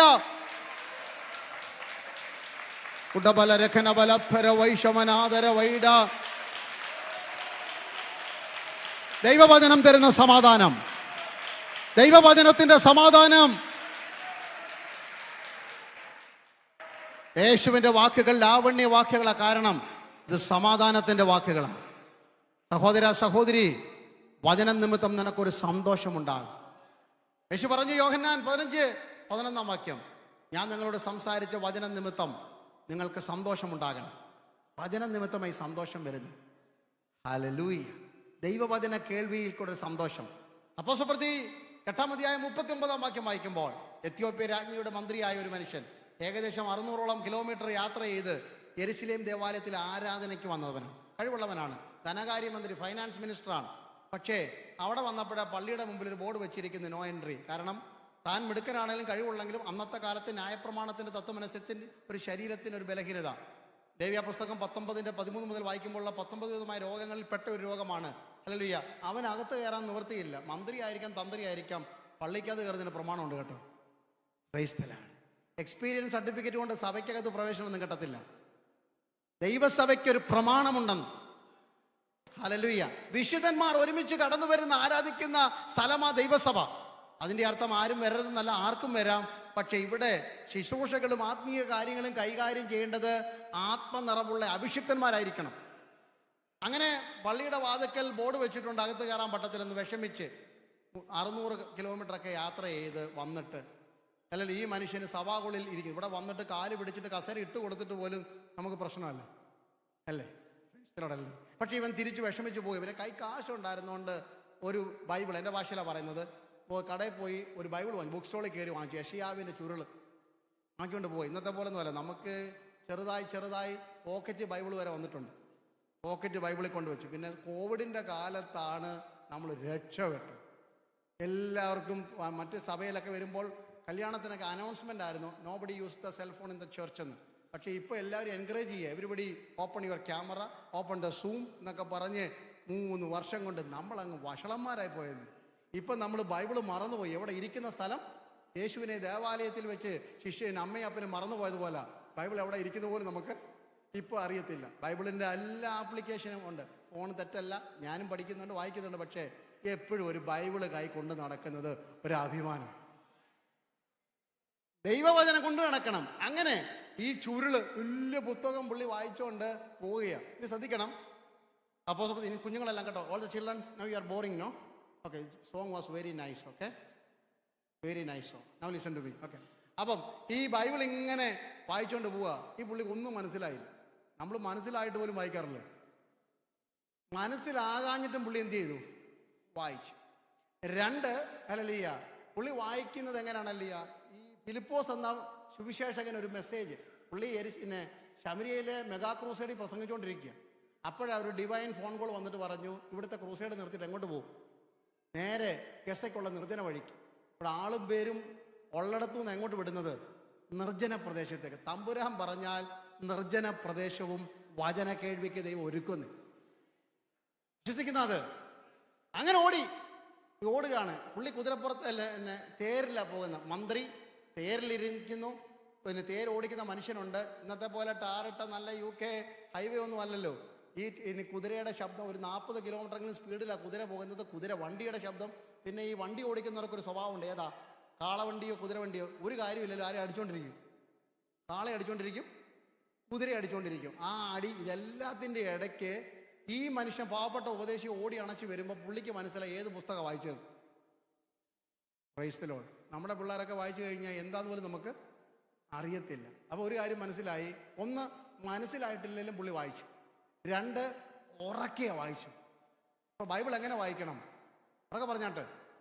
So hallelujah, you need to read Bible loudly and clearly and plainly. ഉറക്കെ വായിച്ചു. അപ്പോഴാ ഓടി വന്ന് അച്ചായൻ ചോദിച്ചത്, വായിക്കുന്നവല്ലോ മനസ്സിലായോ? ഒന്ന് ആവേശം നോക്കിയാട്ടെ. പുള്ളി ബൈബിൾ അങ്ങോട്ട് കയറിയിരുന്നു, ബൈബിൾ വ്യാഖ്യാനിച്ചു കൊടുത്തു. എൻ്റെ വിഷയമൊന്നുമല്ല. അവസാനം സ്നാനവും കഴിഞ്ഞിട്ട് അപ്പോസ്തലപ്രവൃത്തി 8:39 അവൻ സന്തോഷത്തോടെ തൻ്റെ വഴിക്ക് പോയി. മനസ്സിന് ആശ്വാസം തരുന്ന ലാവണ്യ വാക്ക ദൈവത്തിൻ്റെ വചനം. മുറിവേറ്റവനായി രഥത്തിലിരുന്നു കൊണ്ട്, ധനാഢ്യനാണ്, മന്ത്രിയാണ്, അവകാശങ്ങളും അധികാരങ്ങളുമുണ്ട്. പക്ഷെ തൻ്റെ ഏറ്റവും മുറിവിന് ശാശ്വത പരിഹാരം കൊടുത്തത് ദൈവവചന കേൾവിയാണ്. ഇന്ന് രാത്രികാലം ആരുടെയൊക്കെ മുറിവ് വചനം തുന്നിക്കെട്ടുന്ന എനിക്ക് കാണാം. ഒരു സർജൻ്റെ കയ്യിലെ പ്രസിഷൻ നൈഫ് പോലെ ആരുടെയൊക്കെ ഹൃദയത്തിനകത്ത് ഒരു ശുശ്രൂഷ, ഒരു ശസ്ത്രക്രിയ ചെയ്തിട്ട് പരിശുദ്ധാത്മാവ് ചില വചനങ്ങളാൽ നിങ്ങളെ ഇന്ന് തുന്നിക്കെട്ടുകയാണ്. Before you step out of this sanctuary or this convention center, you are going to be healed. Hallelujah. With the peace that passeth all human understanding. സകല ബുദ്ധിയെ കവിയുന്ന സമാധാനത്താൽ ചില കുടുംബങ്ങൾക്ക് ഇന്ന് രാത്രി വചനത്താലുള്ള സമാധാനം. കുടുംബ പ്രശ്നങ്ങൾക്ക് പരിഹാരം ദൈവവചനമാണ്. ഞാൻ അവസാനിപ്പിക്കാം ഒരു കാര്യം കൂടെ. യേശുവിൻ്റെ വചനത്തോട് ജനത്തെ ചേർത്ത് നിർത്തിയ മൂന്നാമത്തെ കാര്യം, ഒന്ന്, ഇത് അധികാരത്തിൻ്റെ വചനമായിരുന്നു. രണ്ട്, ഇത് ലാവണ്യ വാക്കുകൾ, മുറിവ് കെട്ടുന്ന ശ്രേഷ്ഠകരമായ സമാധാനത്തിൻ്റെ വാക്കുകളായിരുന്നു. മൂന്നാമത്തത് യോഹന്നാൻ 6:67 വാക്യം. John chapter 6:67.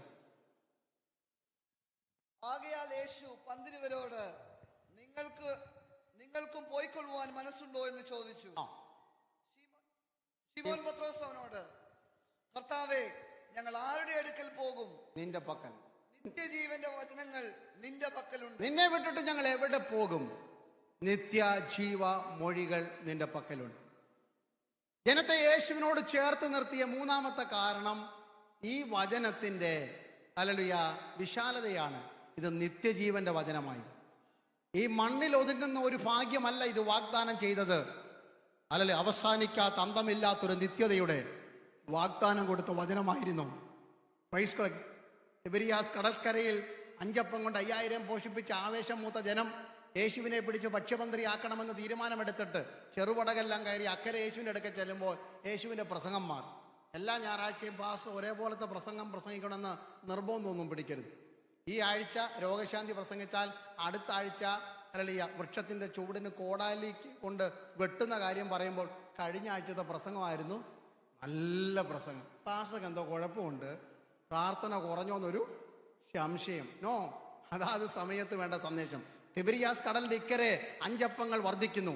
അക്കരെ വരുമ്പോൾ പറയുന്നു, ഞാൻ സ്വർഗത്തിൽ നിന്ന് ഇറങ്ങി വന്ന ജീവന്റെ അപ്പമാകും. ഈ പ്രസംഗം അങ്ങോട്ട് കേട്ട്, എന്നെ തിന്നുന്നവൻ എന്മൂലം ജീവിക്കും. എല്ലാവരും ഇടറിപ്പോയി. വന്ന വണ്ടി പിടിച്ച് അതേ ചെറുപടക് പിടിച്ച് ഇക്കരെ കയറി. അവസാനം ശിഷ്യന്മാരിൽ പലരും ഇടറിപ്പോയപ്പം ഈ 12 പേരിങ്ങനെ കറങ്ങി നിൽക്കുന്നു. അപ്പോൾ യേശു ചോദിച്ചു, വേണേ നിങ്ങൾക്ക് വീട്ടിൽ പോകാം. അവർ പറഞ്ഞു, നിന്നെ വിട്ട് ഞങ്ങൾ എവിടെ പോകും? അപ്പം കടയിൽ കിട്ടും, മീൻ കടലിൽ കിട്ടും, പക്ഷെ നിത്യജീവന്റെ മൊഴികൾ നിന്റെ പക്കൽ മാത്രമേ ഉള്ളൂ. ഇന്ന് രാത്രി വാത്സല്യ ദൈവമക്കളെ, ഇത് നിത്യതയുടെ സന്ദേശമാണ്. അതുകൊണ്ടാണ് നമ്മൾ ഈ കർത്താവിനെ സേവിക്കുന്നത്. ഇവിടെ ഇരിക്കുന്ന എല്ലാവരും വീടിൻ്റെ മോർഗേജ് അടച്ച് തീർന്നിട്ടല്ല കൈയടിച്ചതെന്ന് എനിക്കറിയാം. എല്ലാ രോഗവും മാറിയിട്ട് സർട്ടിഫിക്കറ്റും കൊണ്ട് വന്നിട്ടല്ല പാട്ട് പാടിയെന്ന് എനിക്കറിയാം. നിങ്ങൾ ഈ മണ്ണിൽ ആഗ്രഹിച്ചതെല്ലാം നടന്നുവെന്ന് ഒരു ഗ്യാരണ്ടി ഇല്ല. പക്ഷെ ഒരു കാര്യം ഉറപ്പാ, മണ്ണിൽ ഇരുന്നാലും മണ്ണിൽ മറഞ്ഞാലും കാഹളം ധ്വനിക്കുമ്പോൾ ഞങ്ങൾ പറന്നു പോകുമെന്നുള്ള ഉറപ്പകത്തുള്ളത് കൊണ്ട് ഞങ്ങൾ കർത്താവിനെ സേവിക്കുന്നത്. എത്ര പേർക്ക് സന്തോഷമുണ്ട്? ഇന്ന് രാത്രി യേശു വന്നാൽ എത്ര പ്രത്യാശയുടെ പാട്ടുകളാ ദേവദാസിദാസന്മാർ ഇവിടെ പാടിയത്. കാഹളനാദം കേൾക്കാറായി, കുഞ്ഞാട്ടിൻ കാന്തേ, വ്യാകുല കാലം തീരാറായി. അത് ഞങ്ങൾക്കങ്ങ് ആവേശമായിരുന്നു. ഇന്ന് രാത്രി വിശ്വസിക്കണം, ഇത് നിത്യജീവന്റെ മൊഴികളാണ്. അല്ലല്ലേ, പാപത്തിൽ നിന്നുള്ള വീണ്ടെടുപ്പ് തരുന്ന നിത്യജീവൻ. അതിൻ്റെ അന്തമെന്ന് പറയുന്നത് വിശ്വാസത്തിന്റെ അന്തമായ ആത്മരക്ഷ. കല്ലറയ്ക്കപ്പുറത്തൊരു ജീവിതമുണ്ട്. 70 ഏറെയായാൽ 80 മാത്രമുള്ള ഈ ജീവിതത്തിനപ്പുറത്ത് എനിക്കൊരു ജീവിതമുണ്ടെന്നുള്ളൊരു സ്വപ്നം, ഒരു ആവേശം, ഒരു പ്രത്യാശ ദൈവസഭയ്ക്കുണ്ടാകണം. ഇന്ന് രാത്രി ആരുടെയെങ്കിലും പ്രത്യാശ മങ്ങിപ്പോയിട്ടുണ്ടെങ്കിൽ, ഹല്ലേലൂയ, അമേരിക്കയുടെ ആഡംബരമോ യൂറോപ്പിന്റെ അഭിമാനമോ ആസ്ട്രേലിയയുടെ അനുഗ്രഹങ്ങളോ അറേബ്യൻ മണ്ണിന്റെ പൊന്നോ ഭാരതത്തിന്റെ ശ്രേഷ്ഠതയോ അല്ല എന്നെയും നിങ്ങളെയും പ്രത്യാശയുള്ളവരാക്കി മാറ്റിയത്. അത് ഏത് മണ്ണി ജീവിച്ചാലും ഞങ്ങൾക്കൊരു പ്രത്യാശയുണ്ട്. ഇളകാത്ത രാജ്യം പ്രാപിപ്പാൻ ഞങ്ങൾ ഒരുക്കമുള്ളവരാണ്. യേശു വരാറായി. എത്ര പേർക്ക് സന്തോഷമുണ്ട്? ഇന്ന് രാത്രി ഹല്ലേലൂയ എൻ്റെ അവസാനമാണെങ്കിൽ, it may be the last message I'm preaching in this world, ഈ ലോകത്തിൽ എൻ്റെ അവസാന പ്രസംഗമാണെങ്കിൽ എനിക്കൊരു ഉറപ്പുണ്ടായിരിക്കണം, ഞാൻ മറുകരയിൽ യേശുവിൻ്റെ അടുക്കലെത്തും.